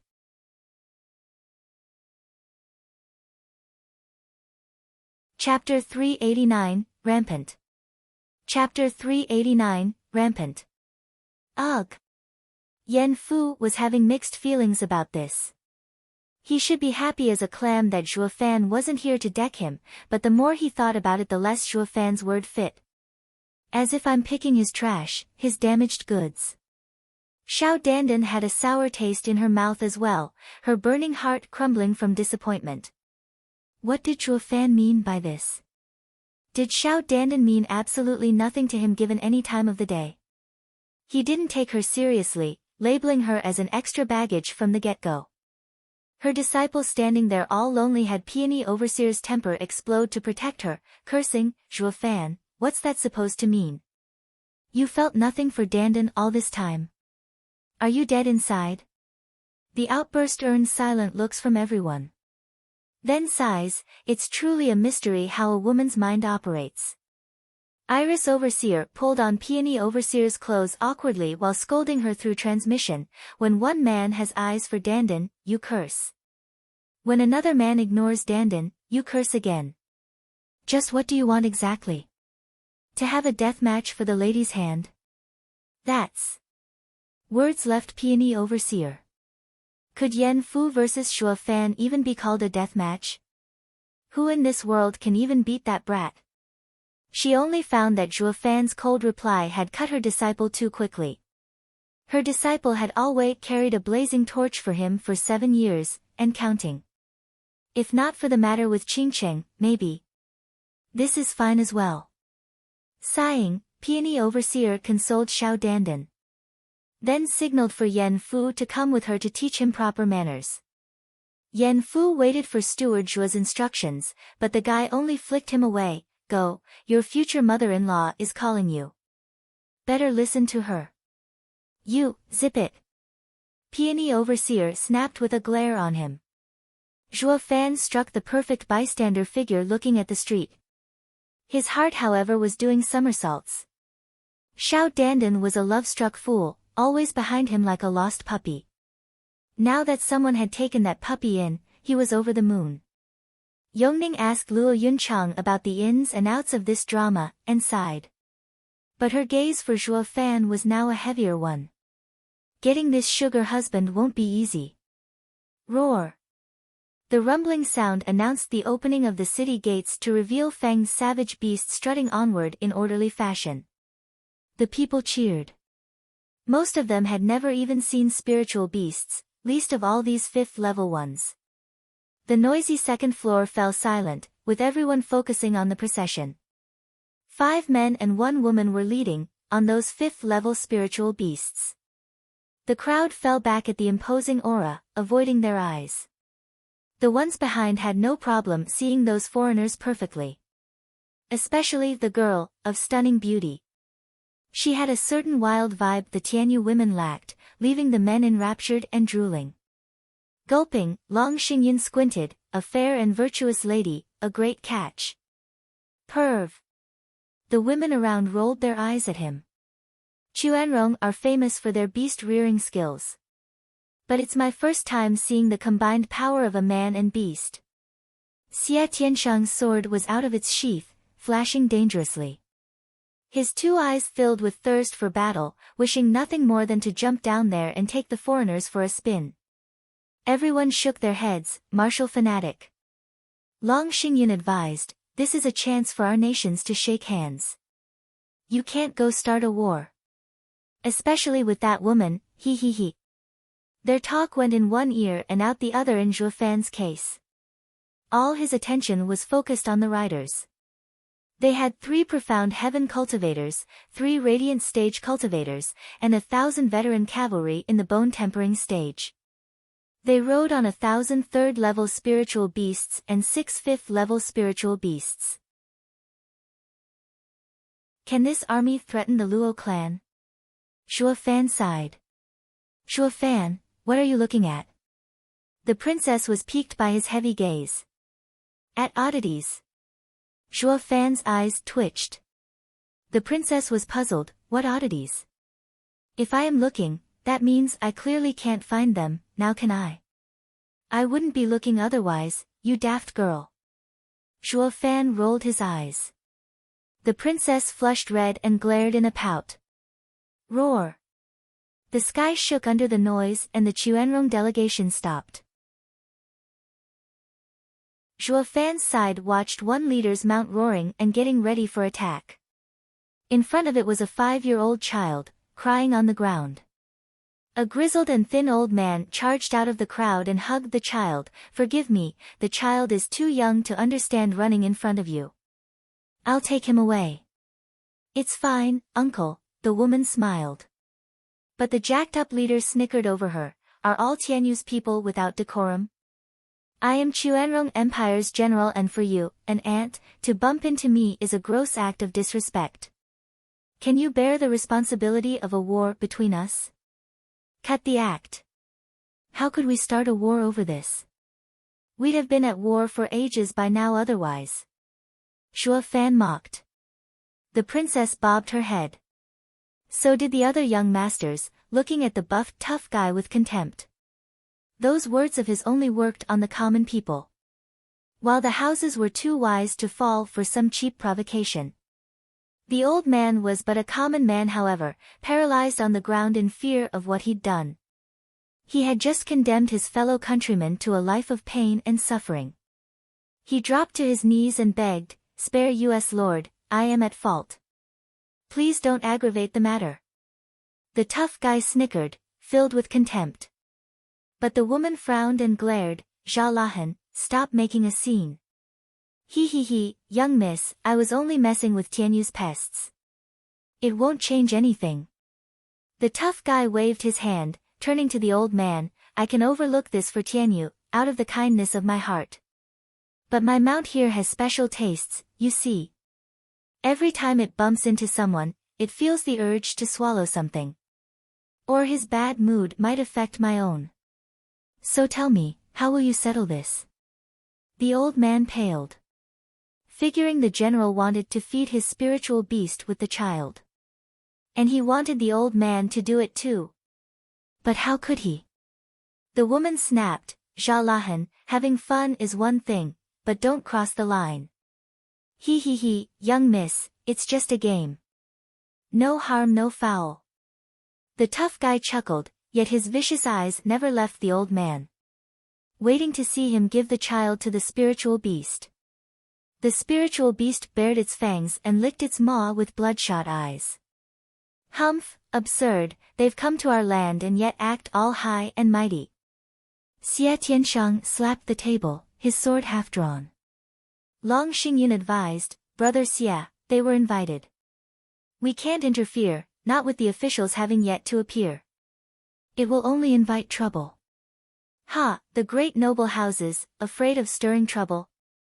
The princess snapped, "I never saw you stop once from looking for trouble, yet now you've decided to sit back. Chickens. Zhuo Fan, follow me as we teach them a lesson. Knock yourself out." "I don't feel like it." Zhuo Fan flicked his hand, "Like you said. The 7 houses have made looking for trouble practically a tradition. So you can handle it." "Oh, Xiao Dandan, weren't you once high-strung as well?" Xiao Dandan blushed with a lowered head, "I was more confused than angry then." Why bring it up? Yan Fu, you're no better either. Zhuo Fan glanced at him. Yan Fu nodded with calm. True, every time I went out with my master I'd be throwing my weight around. But since I've joined the Luo clan, with its tight rules, I never get the chance. Well said. You'll show off again one day, not to worry. Zhuo Fan snapped his fingers and snickered. See that, princess? We may look calm and kind on the surface, but there's a festering evil in our bones, like those guys below. Aren't you expecting too much, sending us mean guys into another mean guy's business? The princess blushed in anger. Then I'll go. Meanwhile, the old man was hugging the sobbing child tighter, under cold hard pressure and indecision. It was then that a scoff came. Chuanrong are guests and nothing more. Since when have they started acting as hosts? Whoosh. Yun Shuang stood before the elder and the child. Zhuo Fan sighed. He didn't give a hoot about others, while being unable to ignore his own people. His eyes glinting, Zhuo Fan's mouth curled up in his trademark evil smile. Time to probe the Chuanrong for a bit.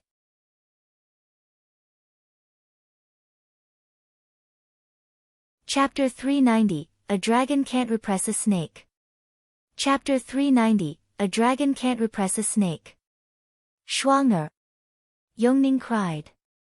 The others looked on as well, stunned to see the Empire's holy maiden coming out in the people's defense. Then they turned eager. After the high priest's death, the holy maiden had become the apple of the Empire's eye.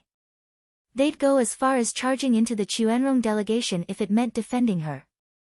Something the Chuanrong were not privy to, evident by Zhao Lahan's mockery. Missy, are you out for a quick death? Hasn't your emperor taught you how to receive guests? You'll now butt into another's problems, even Chuanrong's delegation. If you call yourselves guests, just act like one. I've never seen a guest as outrageous as you. Yun Shuang stood tall and bold. Zhao Lahan glared then cackled. What a charmer you are. As for falling in with the customs here, it will depend on the host. I'm going to take those two for my mount as a snack. What's the host going to do about it? Zhao Lahan shouted and the beast roared in its pounce on the old man and child. No. Yun Shuang shot a palm at the beast's skull. Zhao Lahan merely snickered and released his aura. Bang! Yun Shuang rebounded as if hitting a wall. Ha ha ha, a profound heaven girl dares to interfere? I wonder what gave you the gall. Zhao Lahan cackled. Yun Shuang's heart was beating frantically. Watching the old man and child becoming the spiritual beast's dinner about to be engulfed by those fangs, she teared up. Have mercy on my people, for they are suffering so. The old man and child closed their eyes, knowing their end was inescapable, waiting for the jaws of death to close on them. The Chuanrong woman shouted, Zhao Lahan, stop this instant. Too little, too late. Zhao Lahan turned a deaf ear to her orders, having gone drunk on power. The people sighed with a shake of their heads. This was the fate that awaited any common man's stumble upon the Chuanrong delegation.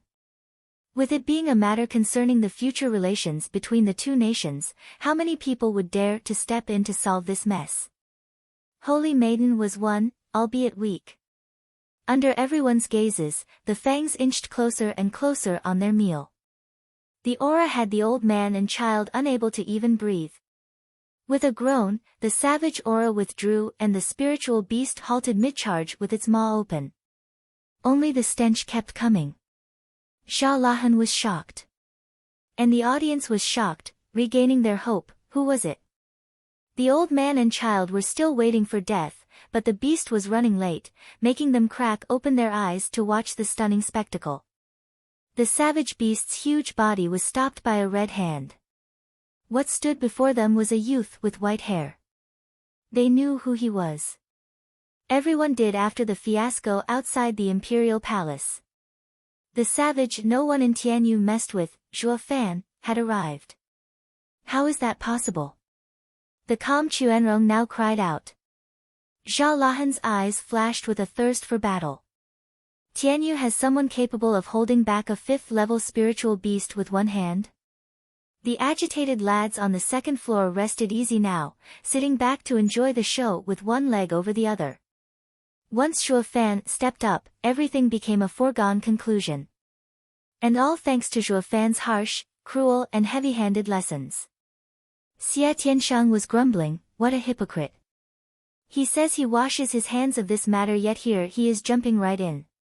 Ha ha ha, isn't it great though? He's the only one who dares to butt in such an affair. Brother Xie, don't mind it.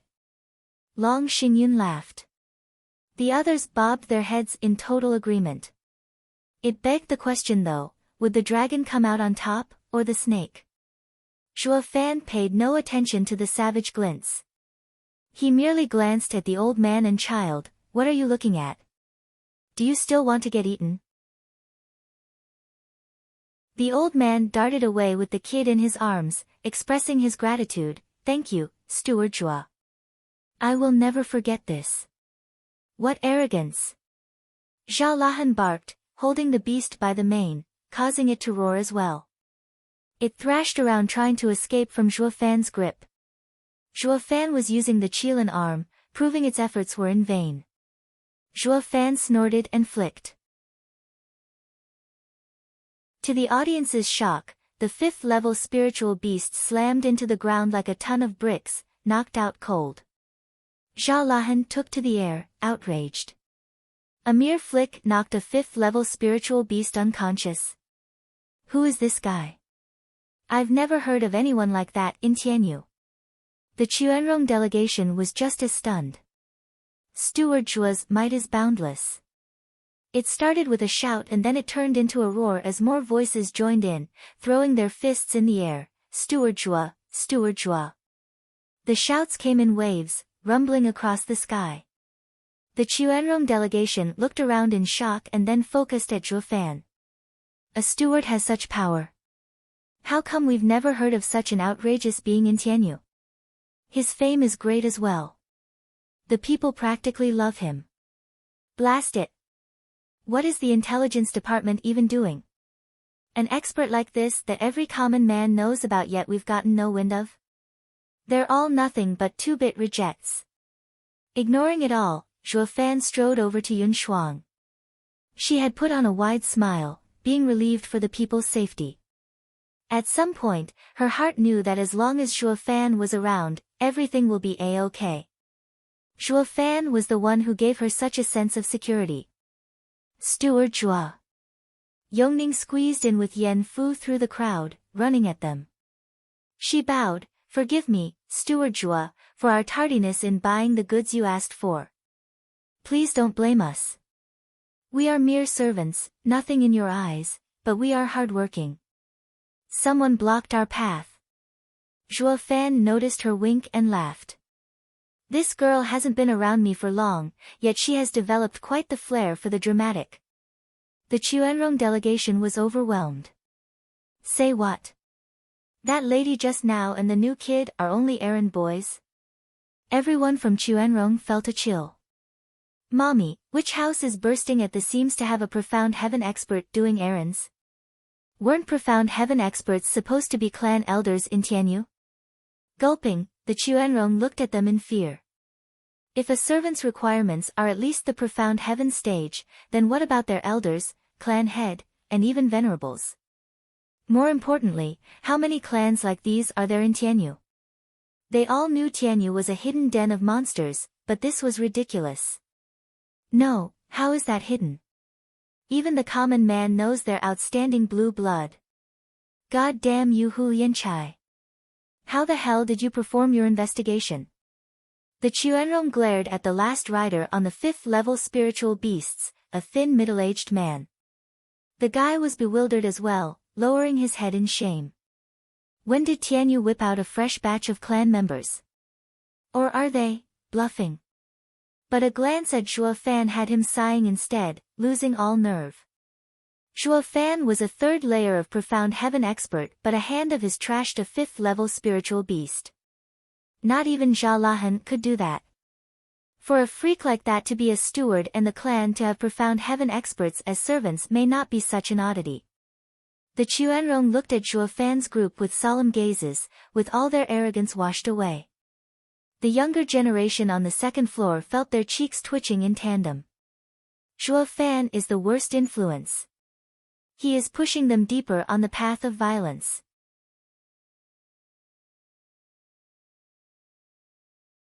Chapter 391, Tuoba Lu Feng.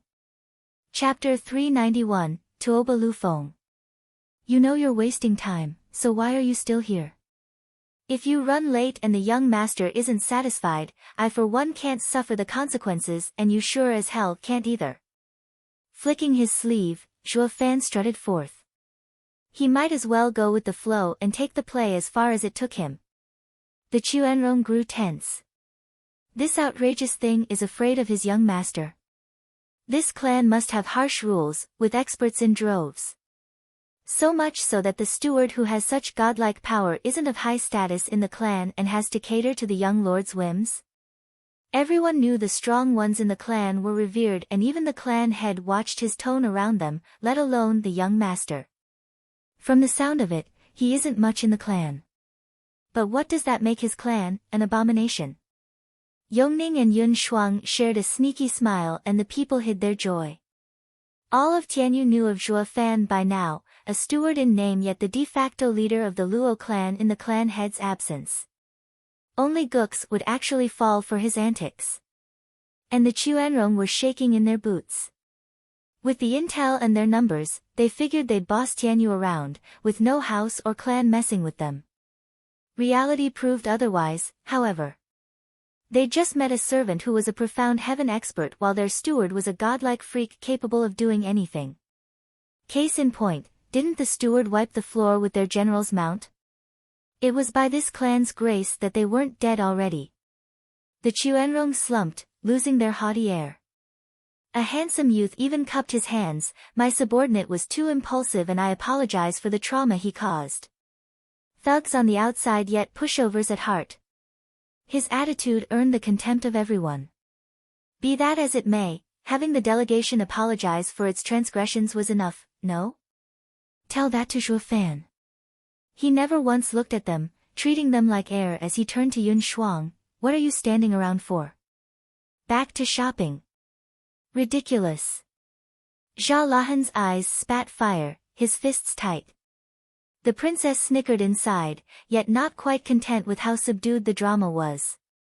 She wanted it blown sky high and pointed at the Chuanrong. Steward Zhuo, how are we to do that when they're blocking the road? Zhuo Fan eyed her for a second, picking up on the glint in her look. Perfect timing.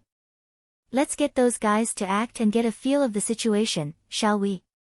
Hold on while I deal with this. Turning a cold look to the Chuanrong, he walked over. The imperial capital's main street is for walking, not parading your pets. Anything on all four, out. What did you say? Zhao Lahan snapped, his muscles tightening like steel, his body primed to explode any minute. The youth next to him turned glum. Zhuo Fan was treading on thin ice. The Chuanrong were beast-rearing people, they'd lived all their lives among them. Asking them to throw their beasts out was like demanding them to give up their advantage and pride. The answer was an obvious no. The 8 houses people on the second floor snorted. Most of them had first-hand knowledge of Zhuo Fan's style. He'd even steal candy from a baby. No low was beneath him. He'd wrung them off of all dignity and still act like the sore loser. Per Zhuo Fan's M.O., he'd first taunt his victim so he'd act in self-defense, leading them to strike first. The result? Of course, beating the crap out of you, all while standing on the moral high ground. Let's see if anyone can top that. How many innocent victims had fallen under Zhuo Fan's malignant thumb, with nowhere to vent their loss and were forced to suffer in silence? Everyone knew that. Zhuo Fan's infamy was practically built on it. Exceptions being the Chuanrong, the new guys, the fresh meat, falling for it hook, line and sinker. There wasn't a soul out here who wasn't snickering inside, waiting for the show to start. That's what you get for being obnoxious. Clueless as you are, you should keep your head down anywhere near Zhuo Fan. The Chuanrong youth walked up to Zhuo Fan, his heart unsettled. A deep breath helped a bit before he began. We are Chuanrong warriors, our beasts never leave our side. We only know how to advance and never retreat. If you are capable, then you can make the spiritual beasts fall back. The people cried, holy moly, inside. Zhuo Fan blinked once, then stared back, an evil grin playing at the corner of his mouth. That kid sure is something. Long Xingyun sighed. The rest agreed. His words were impeccable. Neither an outright refusal nor taking it lying down, but he had shifted the issue onto Zhuo Fan. To have him deal with it. Everyone knew the youth probably had no clue what Zhuo Fan was made of, thus he chose the middle ground to neither sound threatening nor a coward, thinking that Zhuo Fan was a man of importance. It was a perfect blend of tone and words to defend his self-respect. And thus he had dumped the issue on Zhuo Fan's head. Failing to scare the beasts back would put Zhuo Fan on the spot, 2 birds with 1 stone. He had avoided the taunt and forced the other person to take action. Now it begged the question, who on earth could push back 1,000 spiritual beasts? Not even Chuanrong's best beastmaster could do it. The Chuanrong watched the youth with gratitude and gave Zhuo Fan a wide grin. Long Xingyun gasped, inspecting the youth, who is he? So young yet versed in politics and strength. Luo Yunhai nodded, he is leader material, with an air about him that could have only been gained in battle. Ha ha ha, brother, your eyes are getting sharper. 4 people stepped on the 2nd floor, the 4 tigers of Tianyu. Looking at the standoff outside, Dugu Feng laughed, we've been waiting for the delegation to reach the Imperial Palace's gates yet they just wouldn't show. Turns out the scamp cut them off. I just can't make sense of him. He's picking a fight with anyone. He isn't called Tianyu's #1 thorn for nothing, ha ha ha. Big brother, could you please not talk like that? It wasn't Zhuo Fan who started it this time. Luo Yunchang tried to salvage the situation. Dugu Feng smiled, brother is so jumpy, but I didn't mean it as Steward Zhuo's responsibility. We had figured there'll be some hostilities with the Chuanrong. That's what happens when we battle each other for years and years. Their delegation is only here to showcase their superiority, something we planned for. Yet here they are, dead in their tracks, and saving us plenty of trouble too.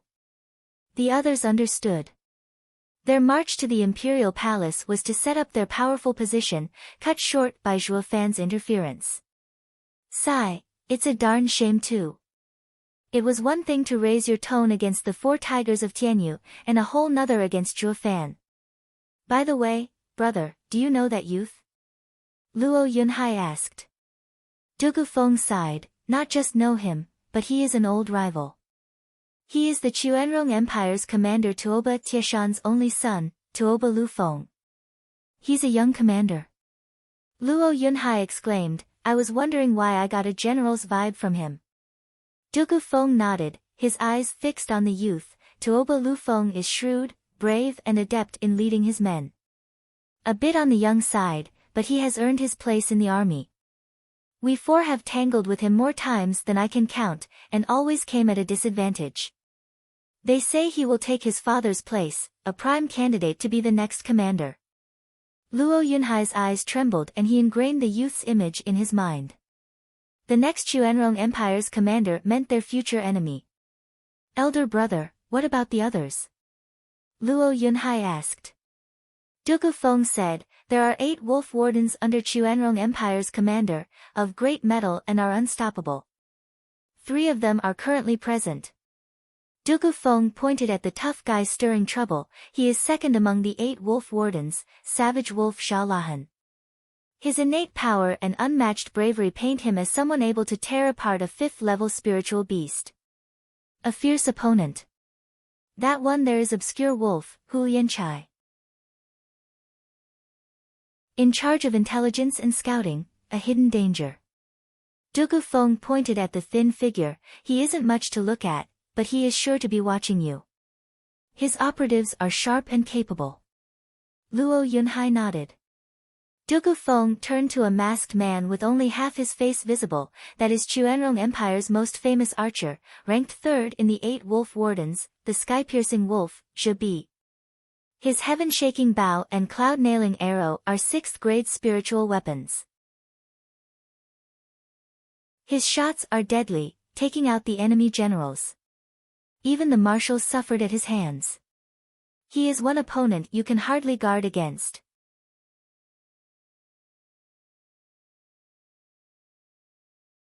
Chapter 392, Thirst for Blood. Chapter 392, Thirst for Blood. You're telling me that Godfather, a 6th layer of radiant stage expert, actually, Luo Yunhai widened his eyes. Dugu Feng nodded gravely, yes, 8 wolf wardens are all tough, all radiant stage experts, all veterans. Never underestimate them on the field of battle. Everyone nodded. If not for the 4 tigers of Tianyu saying it, who were engaged in wars all year round, the 8 houses youths would have never known that the Chuanrong had sent a mean bunch this time. Luo Yunhai turned to the last 2, his eyes never leaving the oldest person from his sight. Hair white, small yet sharp eyes, casting a veil of mystery over him. Elder brother, who is that? Dugu Feng mumbled, Chuanrong Empire's imperial tutor, Han Tianma. He is our Prime Minister Zhuge Changfeng's equivalent. Does that mean the enemy has sent his best over? Everyone was startled. How could they send someone of such importance to Tianyu? Don't they fear an assassination? Dugu Feng shook his head, morose. Chuanrong Empire is unlike ours, who have the 4 pillars to hold up the nation, yet each of them is filled with their own designs. Take Godfather and Zhuge Changfeng for example, neither will accept the other. With years and years of constant fights at the border, they say Zhuge Changfeng had planned to go to the Chuanrong Empire once, for peace talks, but never carried it out. Do you know why? He feared the old marshal's betrayal. The chorus sounded. Dugu Feng nodded, Godfather isn't the type to do this, but it'll be impossible for the Prime Minister to believe Godfather completely. While Chuanrong Empire's commander Tuoba Taizhan allowed his son to come on this delegation because the imperial tutor is here to look after him. Why Han Tianma has come in the first place is because Tuoba Taizhan has 5 million troops stationed at the border sending the delegation off. If any danger were to come upon the delegation, the army would march south and the empires would be tangled into a heavy war. This is the general's accord. Everyone felt a shiver run down their spine. The enemy emperor's left and right arm help each other while our 4 pillars are stuck in a conflict. If not for Tianyu's vast lands and many talents cropping up, as well as the 7 noble houses and the empire's 3 guardian sects, we'd have long since fallen. Everyone shook their heads. What about the babe? Long Xingyun licked his lips, enraptured as he was, pointing at the girl. Dugu Feng deadpanned, she is Tuoba Tieshan's only daughter and Tuoba Liufeng's younger sister, Taobo Yener. Hailed as the #1 beauty in Chuanrong and owner of impressive beast-rearing skills. But she is yet to show up on the battlefield and is of weak cultivation. There's nothing about her worth mentioning. Oh, brother Dugu, what kind of man are you? How can you use strength to judge such a fine specimen? Stomping his feet in admiration, Long Xingyun said, she and our women are different, but it's all in the style. I wonder if I can invite her over during her stay in Tianyu. A night in the warm candlelight, a beautiful entanglement, and the war of the nations may very well be a thing of the past. Perv. The women rolled their eyes. The men twitched and sighed. Dugu Feng said, Brother Long, it's best that you forget about her. She is the commander's daughter for one, and although no one has seen her skills, she is no pushover. Don't test her and turn this into an even bigger issue. No biggie, some flowers you can pick, some you can only admire. This young master has his self-esteem, ha ha ha, the beauty below simply danced in the infatuated eyes of Long Xingyun. The others merely shrugged. Veiled Dragon Pavilion's young pavilion lord was a casual romantic, unlike the savage Shuo Fan. He ought to know when to stop, no? Meanwhile, Shuo Fan stared down Tuoba Lufeng in thought.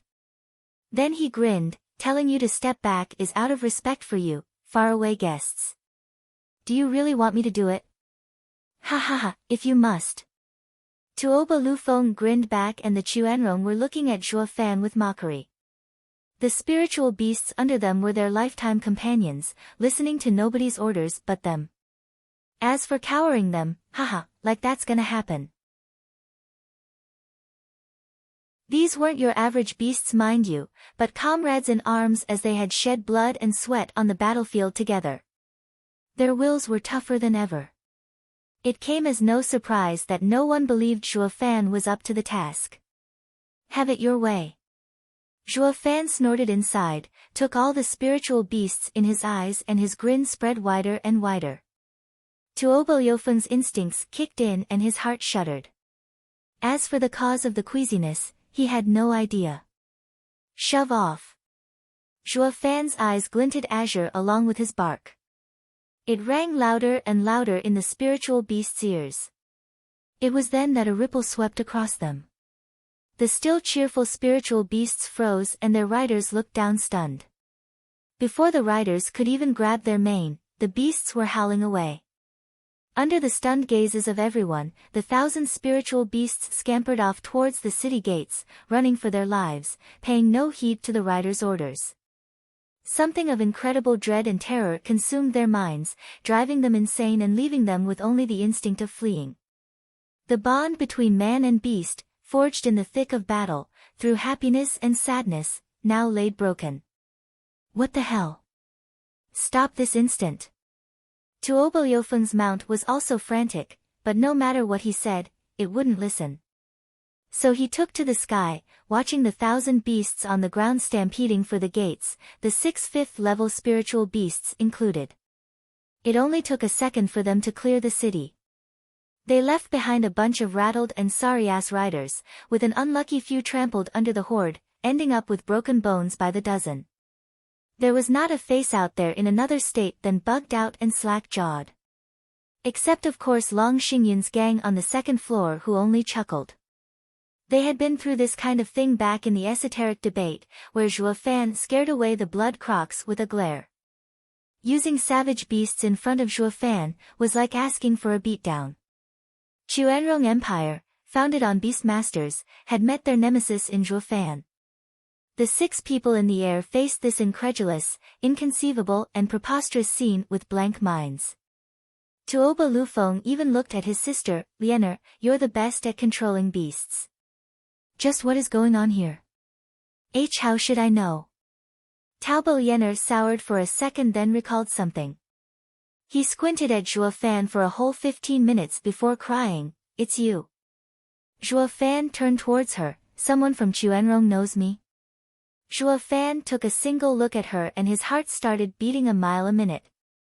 She was that same girl he had saved back in Beast King Mountain. The one he had swindled out of the shaping spring she had stuck her claim on. Oh, so she's from the Chuanrong Empire. Perhaps he didn't care then to look closer, or it's been too long that he didn't spot her. When the Chuanrong got here, all he cared about was their level.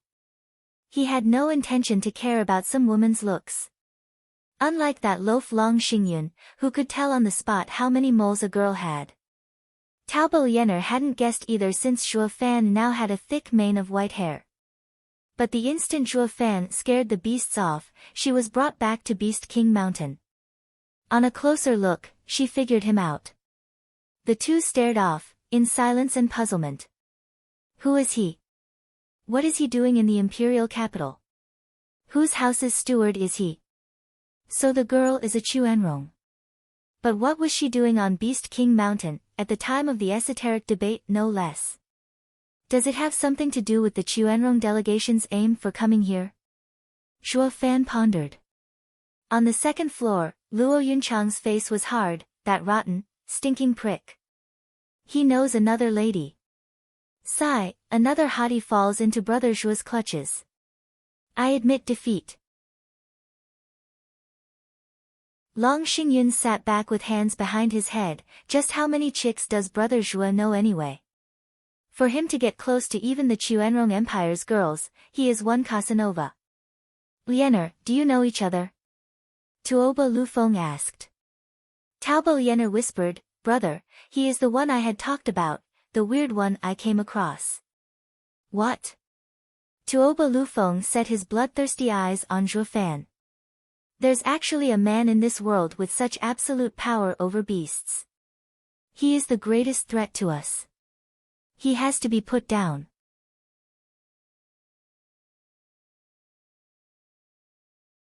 Chapter 393, Tianyu's Number 1 Thorn. Chapter 393, Tianyu's Number 1 Thorn. Ice-cold and unbridled killing intent shot forth. It stabbed into the people's hearts like biting winds in the coldest winter. Damn, Tuoba Lufeng is usually calm. Why then, the sudden thirst for blood? Dugu Feng grew nervous. Long Xingyun grinned, why indeed? But even if they show their tough side again, Brother Zhua is sure to nail them dead. What's there to worry about? That's exactly what I'm afraid of. Who here doesn't know about Zhuo Fan's temper? Irritated enough, those guys won't see tomorrow. If anything happens to them, what will Tuoba Tieshan's 5 million army at the border do? Dugu Feng shook his head. The rest stirred, makes sense. Zhuo Fan merely curled an eyebrow in glee, come on, make a move already. Zha Lahan, Shabi, Falcon formation. We'll do it in one move. Tuoba Yofeng's eyes trembled watching Zhuo Fan coldly. The masked man nodded and Zha Lahan was exuberant. His flesh trembling in joy. Imperial tutor Han Tiama wasn't quite in agreement, Lu Feng, we don't know what he can do or who's behind him. Attacking him rashly is thoughtless. Him being a threat is enough. He has got to go now or our beast armies will suffer. Tuoba Lufeng set his jaw, we are in an altercation with him now. This is the best excuse to ice him. When we see Tianyu's emperor later, we'll just say that the guy got too confident of his blue blood in stopping us and got killed by a stray attack. Han Tiama nodded after a long pause, but his heart was still unsettled. From the moment he had laid eyes on Zhuo Fan, the imperial tutor felt a thorn in his heart. This was his intuition he had built over the decades. Thinking of the last time this feeling came, it was when he met Zhuge Changfeng. Sigh, Tianyu has so many talents. Han Tiama noticed the sharp look in Zhuo Fan's eyes and sighed. Attack! Zha Lahan laughed, going after Zhuo Fan with bloodshot eyes, his face twisted and savage. Shabi took out a glittering golden longbow, pulling the string like second nature as he aimed for Zhuo Fan. Snickering, Zhuo Fan flicked his right hand in contempt. Stop! An aged voice towered over the commotion and Zhuo Fan was found overshadowed by a figure pointing his long blade at the six, Tuoba Lufeng, Han Tiama, what do you think you're doing? Rumble. Zha Lahan paused at his arrival. Tuoba Lufeng sighed in the end, withdraw. Shabi figured that was the case and put away his bow. Tuoba Lufeng cupped his hands at the towering figure, expressing respect for once, Marshal Dugu, it's been ages. With the two nations tangled up in war for decades, the commanders had long since grown accustomed to one another, forming mutual respect. A hero valued another, regardless of which side they were on. Chuanrong's entire leadership present here showed their respect to the man called Dugu Zhantian. At the arrival of the marshal, everyone sighed, knowing the fight was a bust. Zha Lahan snorted, unwilling to let Zhuo Fan just walk away. Zhuo Fan couldn't care less. Oh, he did find it a darn shame as well, having lost the chance to probe them well. Though not a complete waste of time as he did get a ballpark figure. Marshal Dugu, how can your people lack even common decency? We represent the Chuanrong Emperor in presenting your nation's majesty with a gift. Is this how a host acts? Scaring our mounts and harming our warriors? Taoba Yener glared at Zhuo Fan while hurling her accusations. The way she figured was, with Dugu Zhantian's position in Tianyu, if he didn't give Zhuo Fan a heavy punishment, he'd at least give him something. Maybe a slap on the wrist. That would settle her current and past hatred nicely. Ashamed Dugu Zhantian saw Zhuo Fan lollygagging behind, sloppy, bored and uninterested, the perfect picture of an innocent bystander. Sighing, the old man went in the air towards the six. The six were still very much respectful as Dugu Zhantian whispered, "Imperial tutor, to Oba Lu Feng, seeing you faraway guests, I'll give you a good-natured suggestion. Forget about your rancor and drop this issue here, for your sake. You can't mess with that guy." The six were startled, looking at Zhuo Fan in shock. The Grand Marshal of Tianyu was dead serious, even advising them against pushing it. As the Chuanrong delegation, they represented their empire. No matter which noble or powerful figure appeared, everyone ought to show a modicum of decency to pave the way to the nation's peace talks. And Dugu Zhantian was a man above a sea of people in Tianyu, respected and admired. Who would dare put on a tough front in front of him? But the way he had worded his advice and his tone, all pointed towards the fact that the kid downstairs was above his station. Who the hell is this guy? After one last look at Zhuo Fan, they snapped their evil glares behind them, on obscure wolf. Just how do you gather intel when you missed such a glaring threat? Hu Yanchai was downcast too, returning an angry stare, then lowering his head in shame. Well, he did have a look at all of Tianyu's great men and houses. But who knew where this brat had popped out of, having such godlike power? Marshal Dugu, who is he? How come even you are reluctant to face him? Taobo Yenner asked. The rest of them put on the same inquisitive expression as well. Dugu Zhantian sighed, I am not reluctant, but simply find him a pain, a thorn to avoid. The second prince stepped on his toes and he leveled his home. You are the Chuanrong and I fear that if anything happens to you, it will plunge our nation into a bitter war. I can't have that. Ha ha ha, you must be thinking I stopped you for his sake, right? When I was in fact helping you. Rumble. All of their minds were shell-shocked at the impact this news had. Dugu Zhantian had revealed two crucial pieces of info. Zhuo Fan's authority in Tianyu burst at the seams to ignore the emperor and kick a prince around. Second was Zhuo Fan's power. Not even the six of them could stop him, but instead might end up with casualties and worsening the ties between nations. Why is it that we've never heard a word of such a valiant character? On cue, they glanced at Hu Yanchai again, but the guy wiggled his body away and avoided the stabbing gazes. He wished he could stuff his head in his pants from shame, how mortifying for an intelligence officer. Let me take you to the Imperial Palace. Now remember, keep your distance as much as possible. Dugu Zhantian sighed, then flew towards Zhuo Fan. Kid, I don't care what happened, just please let this one go on my account. They are our guests. Zhuo Fan nodded, fine, since the old marshal asked, I will. Please do pass this along, this is my turf and not their backyard to jaywalk. Zhuo Fan was talking to Dugu Zhantian, sure, but he was so loud even deaf geezers could hear him. And before he forgot, he left the six with a middle finger as goodbye, making the six's face boil in rage. Only then he sauntered off to Yun Shuang, taking her through the Chuanrong army like a champ. The men pranked by Zhuo Fan were wailing. And now that he was parading among them, their anger pushed them to the edge. But without the six orders, neither budged an inch, forced to let Zhuo Fan's group swag their way across.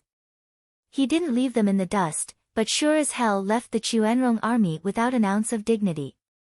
Awesome! Long Xingyun gave a thumbs up, sticking close to brother Zhuo is the best.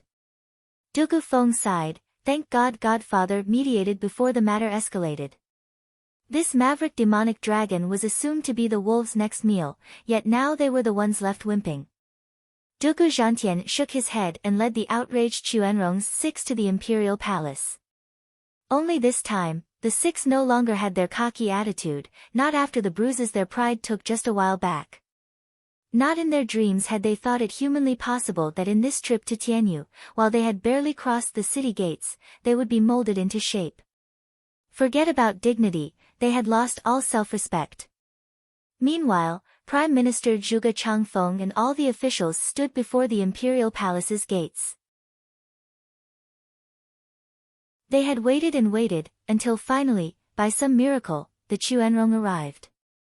Except the 6 behind Dugu Zhantian, the rest looked like shuffling and dragging their feet, some even had to be carried.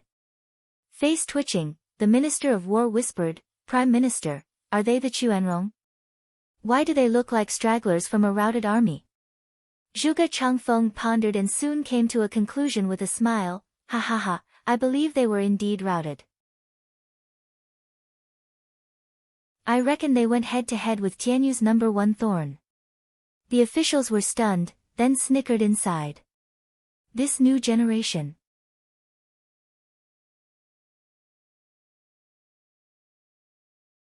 Chapter 394, Same Side. Chapter 394, Same Side. Zhuge Changfeng welcomed them, ignoring their sorry states out of respect. He led them inside the imperial palace, where a feast was held along with the officials. With how the emperor's birthday had yet to come, the emperor wasn't present. After the feast, the delegation was taken to their quarters, outside imperial palace. They stayed silent all this time, a veiled contempt at Tianyu's lavish and exaggerated style. "You had us come in all this way, and now you want us out?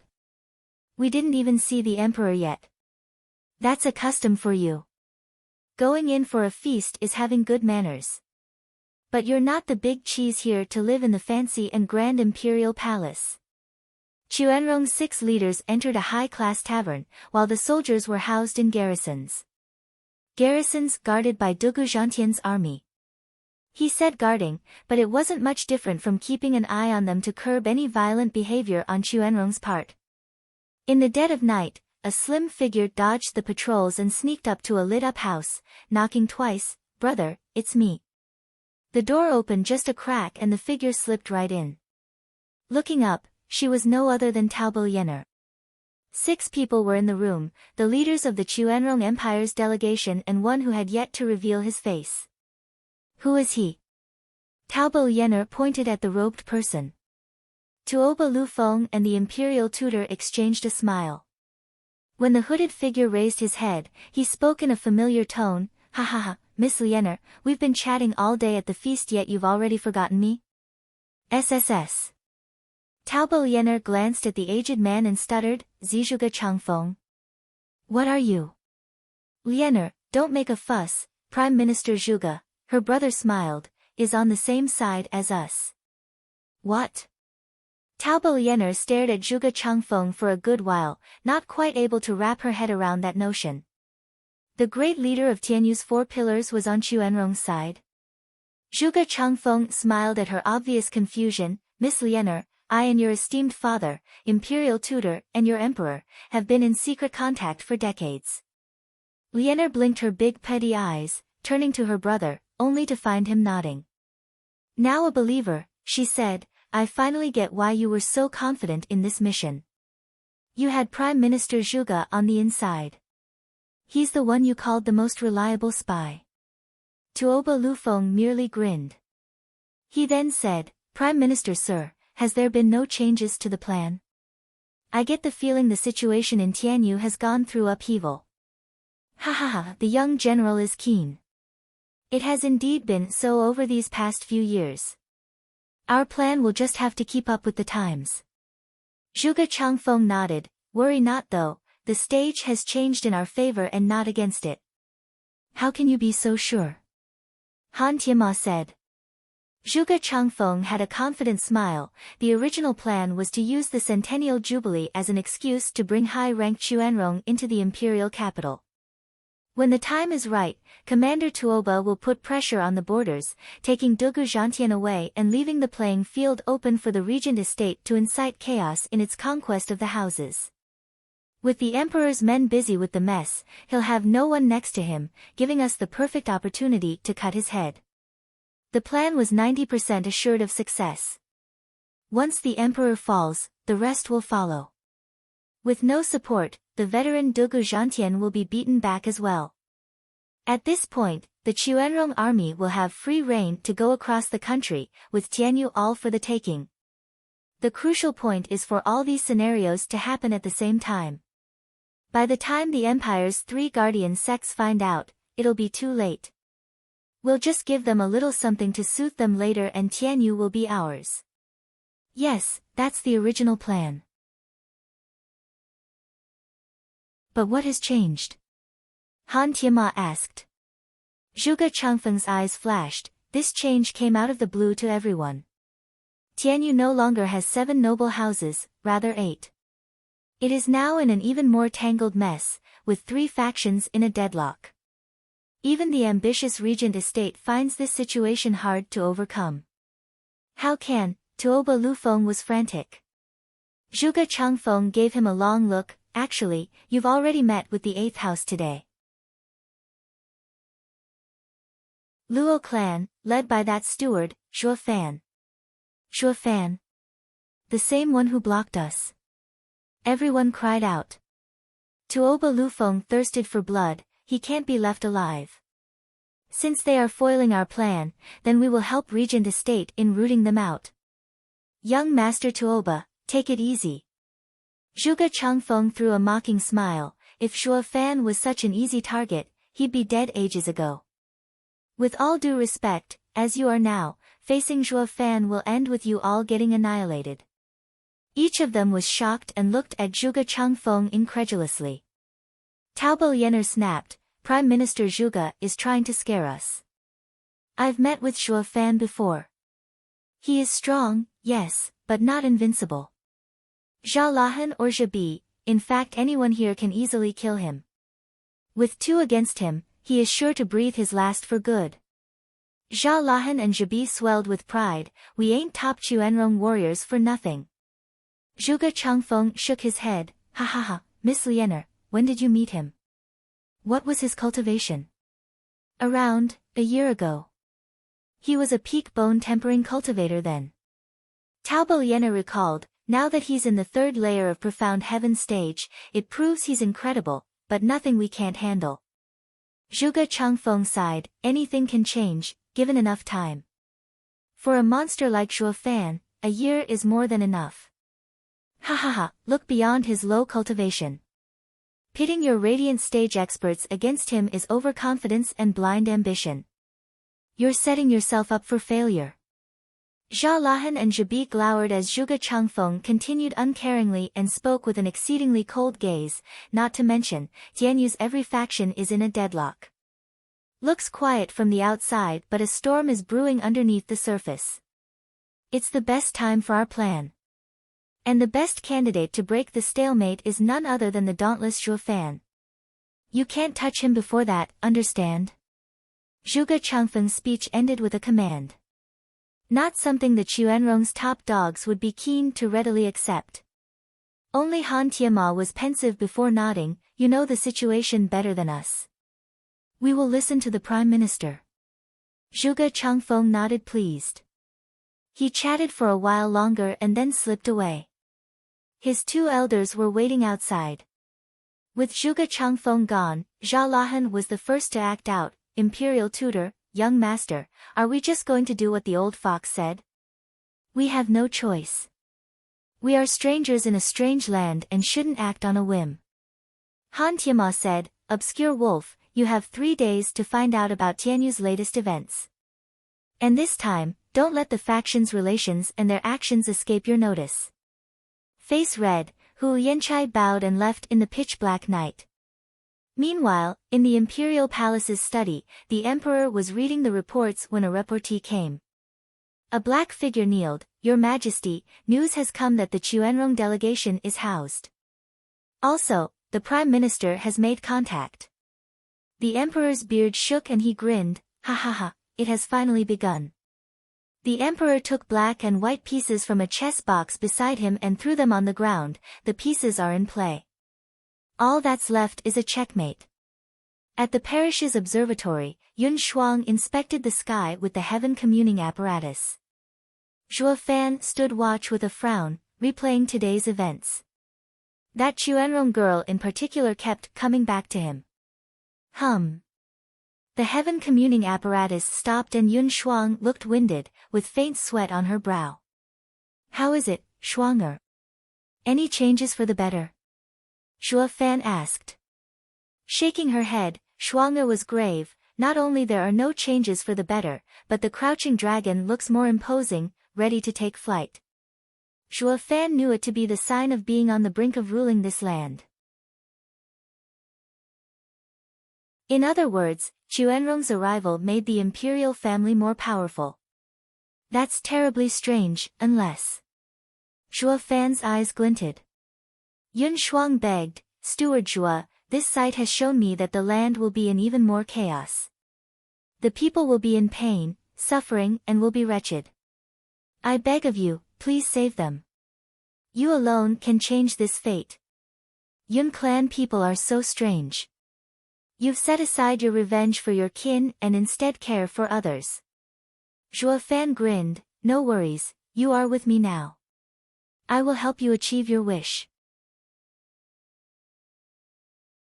No, it's for the people, Yun Shuang justified.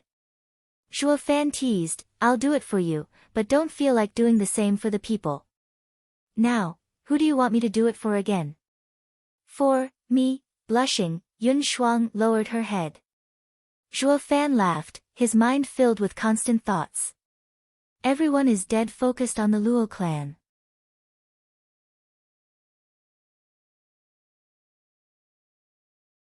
Chapter 395, Picking a Spot. Chapter 395, Picking a Spot. For 3 days, the Chuanrong delegation was confined to the garrisons. Lacking the emperor's direct summons, the guards looked dangerously close to wardens by now. They were bored out of their minds, waiting for Hu Yanchai to send back something, anything. With a ripple, a tall wall of the courtyard wiggled at one spot, followed by the sneaky Hu Yanchai finally making his appearance. With no guard being any wiser, Tuoba Lufeng signaled them to get back in the room to discuss. Hu Yanchai, have you found out Tianyu's situation? Tuoba Lufeng asked.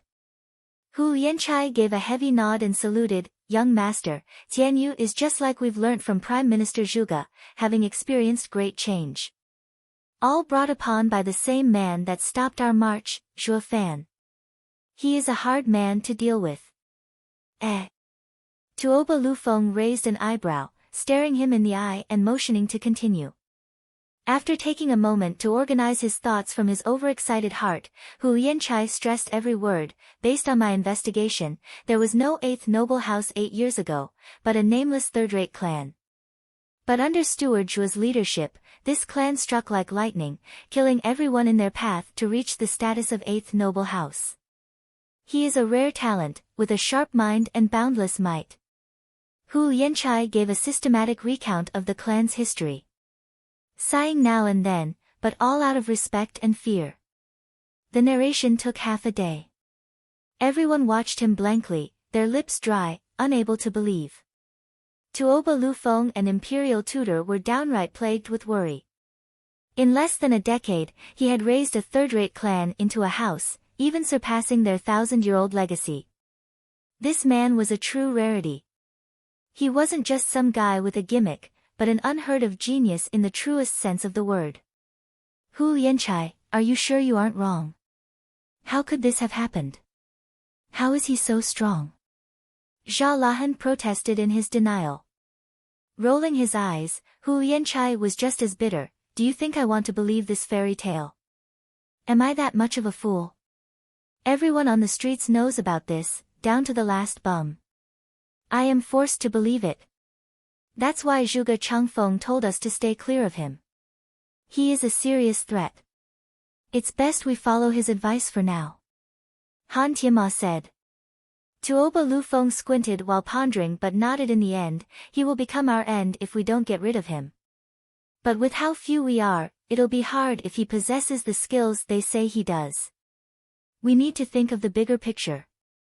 Tuoba Lufeng had to accept it no matter how much it pained him.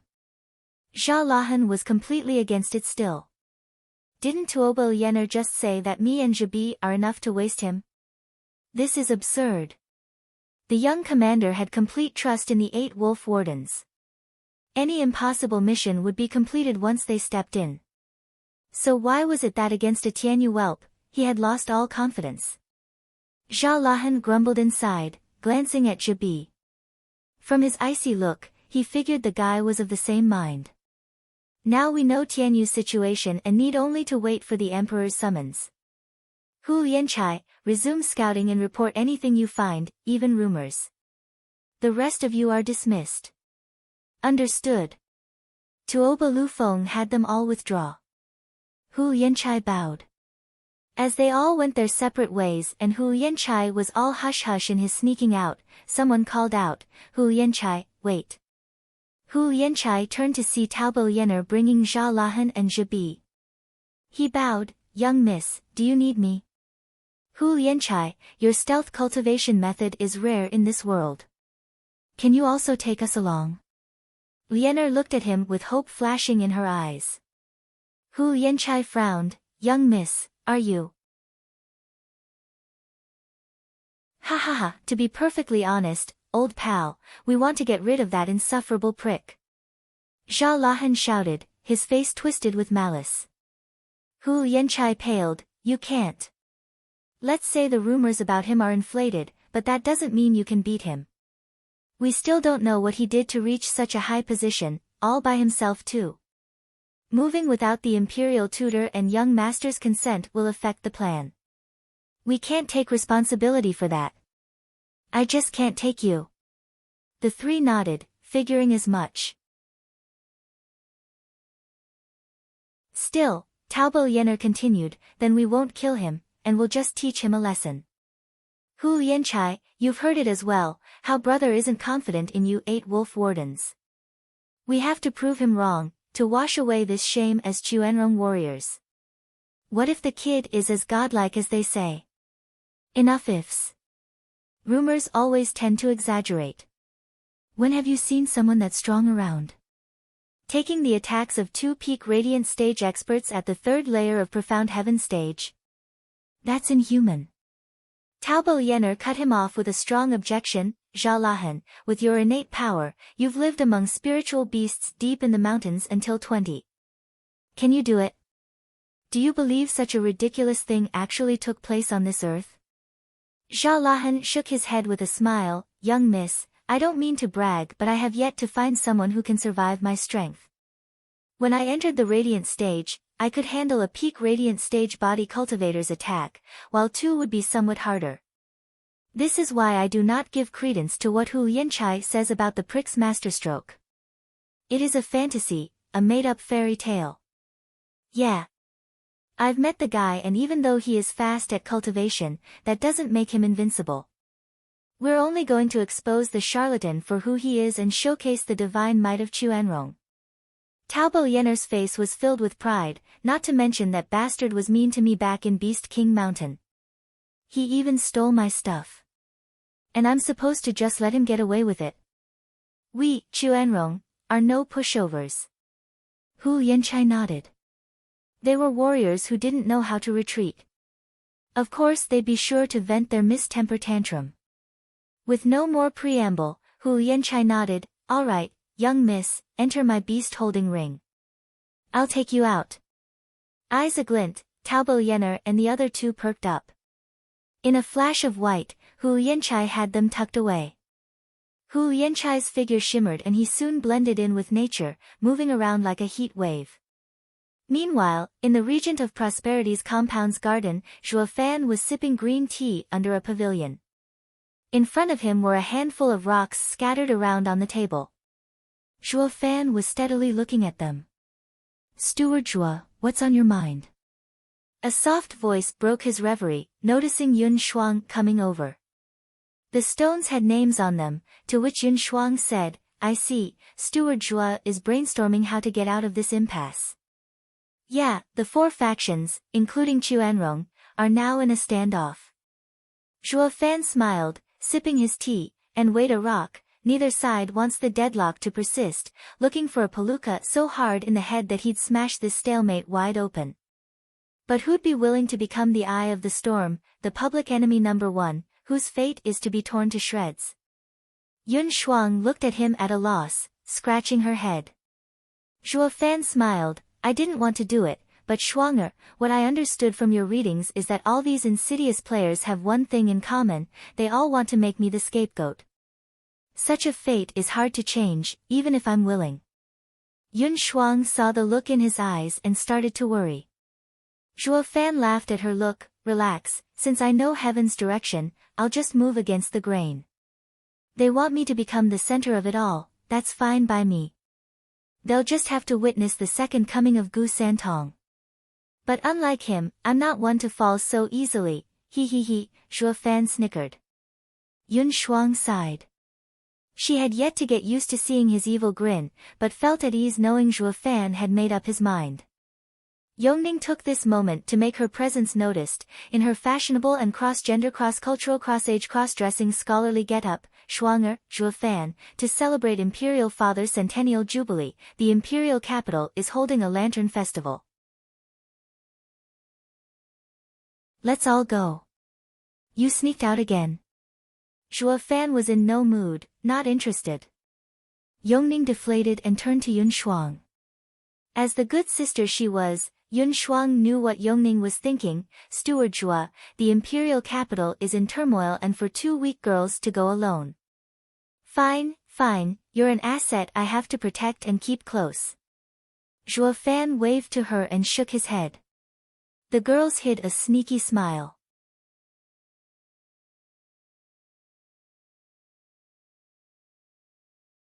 Chapter 396, Ambush at Lantern Festival.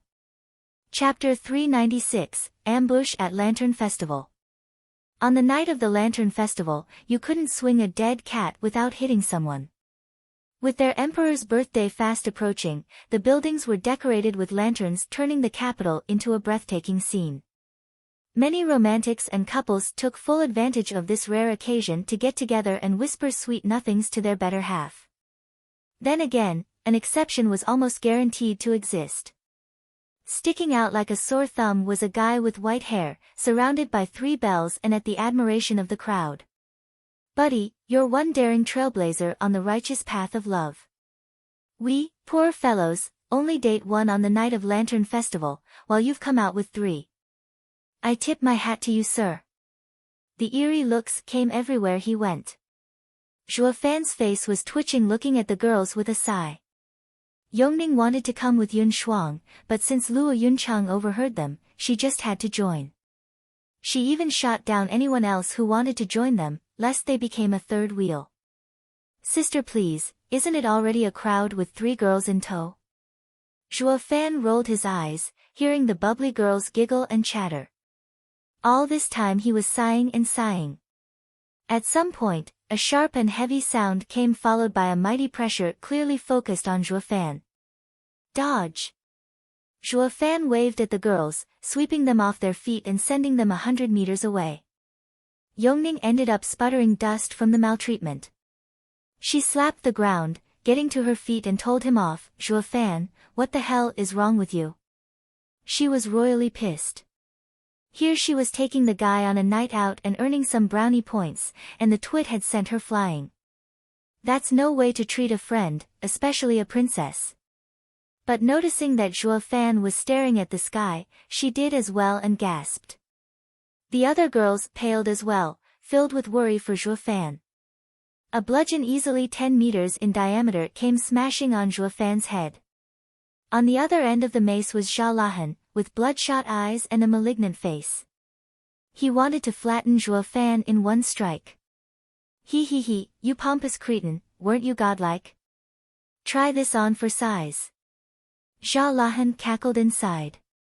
The average people participating in the lovely festival shivered all over and scurried for their lives. Where did that meteor come from? It'll ruin the celebration. The ever-cold Zhuo Fan flicked his Qilin arm, now shining red. Bam! Zhuo Fan smacked the bludgeon into the pavement, sending an earthquake that flattened anything in its path, destroying the lanterns. The girls flew again from the shock wave, with blood coming from their mouths. Finally recovering their wits after the fall, they found a dozens of meter-wide crater at the epicenter. The golden bludgeon stood there majestic and Zhuo Fan was buried under it. Zhuo Fan! The girls' cries went unanswered. Zhao Lahan floated above, pleased as punch, holding the mace. Ha, I knew you weren't up to snuff. One smash and I've plastered you. I should have just used a third of my power instead. Shah-Lahan. A figure flashed above the mace. Taubal Yener, look what you've done. Didn't we say we're only teaching him a lesson? Why kill him? And there's not even a corpse left. How will we explain this to the others? Shrugging, Shah-Lahan chuckled, it's not my fault that the brat was weak and was posing around with that cocky attitude. What, taking 2 peak radiant stage experts' attacks? That was clearly a lie. If I had known he was a wimp, an average profound heaven cultivator, I'd have used only 1%. Humph, he had it coming. That's besides the point. It was us who acted first. With such a ruckus, our plan, Taubal Yener facepalmed. Her rant came to a halt when a casual voice said, what is your plan?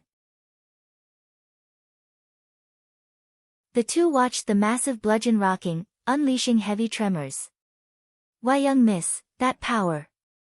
Shah-Lahan felt himself being lifted along with his arm no matter what he did to stop it. The force came from the crater and he realized that he didn't have enough strength to fight it. This is impossible.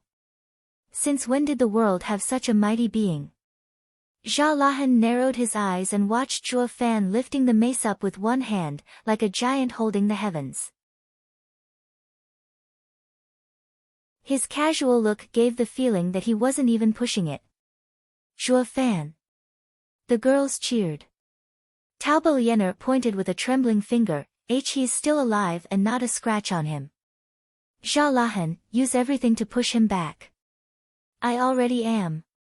Gnashing his teeth, Shah-Lahan's face twisted as he swelled under the strain. But no amount of strength proved to be of any use, still being unable to budge the mace. Taubal Yener paled, looking at Zhuo Fan like he was a monster. Can the rumors be true? Does he truly surpass the strongest of our people, Shah-Lahan? She used to think that her father's savage wolf was the strongest person there was. But today, Zhuo Fan was handling him like a child. Zhuo Fan put on a savage grin, this doesn't look like a good place to chat. That makes this stick an eyesore. With a cold glint, Zhuo Fan gripped harder. Crack. Snapping sounds jarred the ears of everyone as the bludgeon was covered in fractures. Zhuo Fan added just a hint more oomph and the giant stick fell into pieces. Everyone watched in stunned silence. The Chuanrong were even more shocked. The purple gold-forged heaven-breaking bludgeon was a 5th-grade spiritual weapon and this guy used his brawn alone to crush it in his hand. What is he? Shah-Lahan's face was unnatural, to say the least. He had never heard of such freakish power and was now shocked to his core. As a typical narcissist, he took it upon himself as being the best there was, only to face the harsh and cruel reality. There would always be someone better. Zhabi and Hu Yanchai acted as spectators, scared out of their minds. The rumors didn't even do Zhuo Fan's power justice. That damn hearsay is asking us to get beat. In what way is he any weaker? Hu Yanchai felt like crying. His intel gathering had hit a snag again. Zhuo Fan drifted over to a panicked Taubal Yener, his smile wide and creepy. About that plan of yours, care to fill me in? Gulping, Taubal Yener was lost for words in fear. Shah-Lahan sweated buckets, his eyes only reflecting fear. But he wasn't part of the 8 wolf wardens for nothing. He wouldn't give up just like that. It went double for when his young miss was under threat. While Zhuo Fan was focused on Yener, he took out an identical bludgeon. After a short wind-up, he socked Zhuo Fan's head with it. Zhuo Fan never even looked, merely flicking it away in pieces. While the weapon's owner's arm snapped from the power running through the crumbling bludgeon. Shah-Lahan still hadn't woken up to smell the roses. A mere wave from Zhuo Fan broke Chuanrong's best warrior's arm like a twig. This freak is not human. He is worse than a spiritual beast. Shah-Lahan's arm dangled while he sweated like a pig.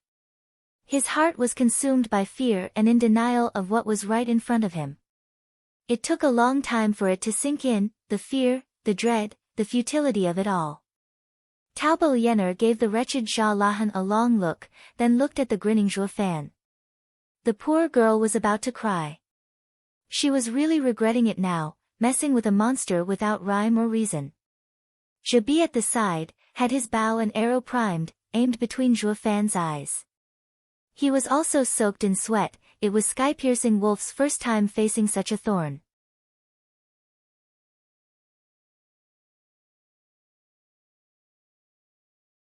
Chapter 397, The Tragic Case of the Divine Archer. Chapter 397, The Tragic Case of the Divine Archer. Whoosh! Flashes of golden ripped the sky, each one going for Zhuo Fan. Upon a closer look, those golden lights were nothing more than golden arrows. They pierced the clouds, surging with relentless power and, what's more, were in the hundreds. It was beyond comprehension how one man could shoot so many arrows. And those weren't your run-of-the-mill arrows either, but fifth-grade spiritual weapons. Each arrow was locked onto Zhuo Fan's vitals. Even before they arrived, Zhuo Fan already got the feeling of turning into a pincushion. That sky-piercing wolf's ultimate skill, Ninth Heaven Impaler. Raising an eyebrow just a smidge, Zhuo Fan nodded. Not bad, he does have the skill of a divine archer to be able to injure Dugu Zhantian. Taobo Lianer looked grave. Why you know Zhabi? Sure, I heard of him from my young master. And he heard it from his foster brothers, 4 tigers of Tianyu. Zhuo Fan smiled. Miss Lianer, now don't go thinking only you do your homework. Our side likes gossip too. Of course I got to hear of our dear friend's remarkable skill. Zhuo Fan lifted his right arm towards the incoming rain of arrows. It shone red and he grinned. His bow and arrow can be as strong as he likes, but they still won't ever get to best my sacred arm. Taobo Lianer realized he knew everything about them. Taking him by surprise was nigh impossible now. A darn shame Zhabi was the exception. Humph, posh prick, people don't just pace around, they improve. Everything you know about us is outdated. Taobo Lianer snickered, grabbing Zhao Lahan and flying away. Zhuo Fan was at a loss seeing her pull some distance. And then it happened. The shining arrow rain split in every direction. They surrounded Zhuo Fan and only then shot towards him. Now Zhuo Fan had no way to dodge, being at the center of an imploding sphere of arrows. Any weakness Zhuo Fan had would be most clearly struck.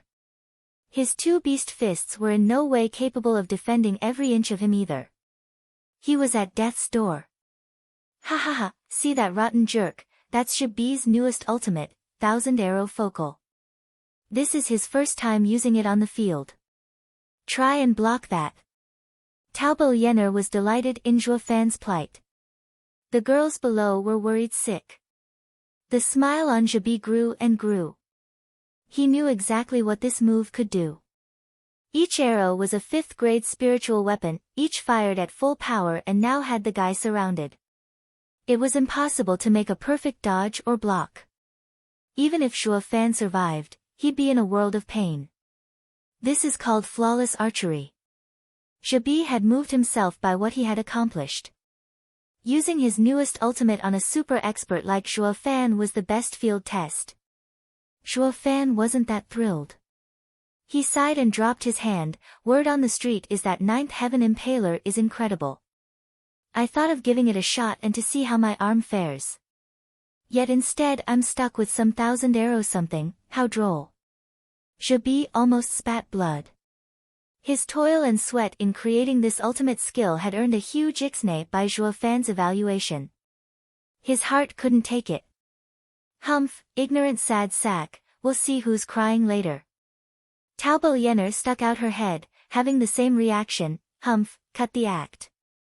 You may be strong, but not even you can fend off this attack. You're finished. The sparkling arrows were this close to prick Zhuo Fan, not that he cared. How about a bet? If even one arrow touches me, my head is yours. If not, I ask Miss to be kind enough to explain that little plan of yours. Fine. Taobo Lianer was incensed, replying on the spot. While Zhao Lahan was panicking, young Miss Lianer dissed him with a wave. The glittering arrows were now a meter away from Zhuo Fan. There was no way he could get out of that, not when they covered all exits. Taobo Yener thought this bet was a foregone conclusion. Zhao Lahan nodded as well, snickering inside. The kid is strong, but not capable of avoiding all of that. Young Miss will win by a landslide. But their next reaction was, Holy Mother of God, how can he do this? Zhuo Fan squinted, a soul ripple flashed and he picked up on Zhebi hiding behind a tree 1,000 meters out. Zhebi sensed it as well and knew that Zhuo Fan had found him. Though he wasn't afraid. The arrows were this close to turning Zhuo Fan into a pincushion. He had bigger things to worry about than the shooter. Under the shocked and disbelieving gazes, Zhuo Fan lifted his right arm like a king and snapped his fingers just as the first arrow reached his chest, demanding, go. Whoosh. The hundreds of arrows disappeared, appearing 1,000 meters away, aimed at Zhebi's hidey hole. What the hell? Zhebi was scared out of his mind and dropped all demeanor, now surrounded by his own attack. With blasts galore, each arrow went for where it hurt. Flashes streaked the night sky on and off, in tune with the wails of agony in between. Venturing a guess, it was safe to assume that the divine archer had no friggin' clue how the hell this had happened. His first lab rat for his newest ultimate was himself. Something black and smoking plopped onto the ground, twitching now and then, squirting blood from God knew where. All that was secondary though, what mattered was the gibberish coming from his mouth, with shock reflecting clearly in his eyes. More or less along the lines of cursing and wailing. Zhuo Fan's right eye's golden halo subsided and he laughed, ha ha ha, a true sky-piercing wolf and of flawless aim. Every last one of those hundreds of arrows hit true. I bow before the master. Taobo Yener and Zhao Lahan were slack-jawed. Their minds were spewing curses, obscenities and vulgarity faster than that divine archer's shot. What just happened? What did he do? Oh, God! Lost was the look of confidence and pride on the two. All they could express was fear and shock. Where the hell did he come from? The arrows just turned on their own maker without so much as a warning. How in blazes is that even possible? Zhuo Fan smiled his creepy grin, Miss Lianer, it appears that we have a winner in our little bet. I do hope you'll concede. Gulping, the two faltered away from Zhuo Fan. Looking at him like he was a monster hell itself spat out. Zhuo Fan wasn't just brawn, but armed with fancy tricks. Now they realized how true Zhuge Changfeng's warning rang. He had cleaved through the 7 houses by himself so far for a damn good reason. Sweet mother of mercy, just who in hell would ever mess with this freak? They even praised Regent Estate's balls for actually fighting this guy for so long. Miss Lianer, there are 2 kinds of people I abhor. The overconfident ones, and weasels. You've checked the first type. Now I hope, for your sake, you won't make the mistake of checking the second. I may have to actually get serious. Zhuo Fan stared them down. Taobo Yener's heart was in pain. Zhuo Fan had appropriated all of her shaping spring back in Beast King Mountain and along with all those ingredients on top, leaving her high and dry. And now he had the cheek to preach to her about Welchers. This guy was a filthy skeeve. Zhao Lahan was turning red wanting to plunge his head into something, anything. He was Chuanrong's finest in terms of strength, cleaning the battlefield like a reaper on his day off. Yet this invincible and prideful warrior had just stepped out for a second to put a profound heaven bugger in his place, but lo and behold, the awe-inspiring savage wolf was taught a lesson in humility instead. His prideful heart found it hard to even beat. But what could you do, eh? This world was based on power. If the guy had you beat and said you were a disgrace, then that answered that. You could be in denial all you want, but you better damn well sit back and take it. If you know what's good for you. Or you could always retort. But was your fist tougher? Didn't think so. Compared to Tianyu, who practiced righteousness, the Chuanrong revered the strong. In front of Zhuo Fan's power, the two couldn't get a word in. At least the average second generation would be looking for a backer right about now, like, my dad's the mayor, or something.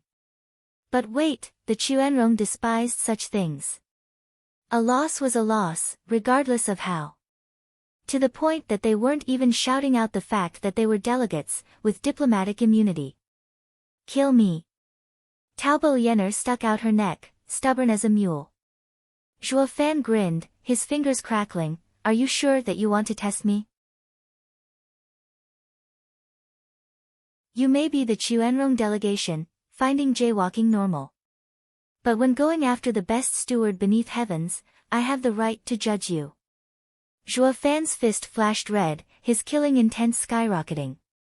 You're tuning in to the Blissful Bookshelf YouTube channel. We're so grateful for your support, and don't forget to subscribe to join us on this incredible journey through captivating stories. Your generosity through donations truly makes a world of difference, as it's the primary source of revenue that allows me to expand and enhance this channel for you. Thank you from the bottom of my heart for being a part of this adventure.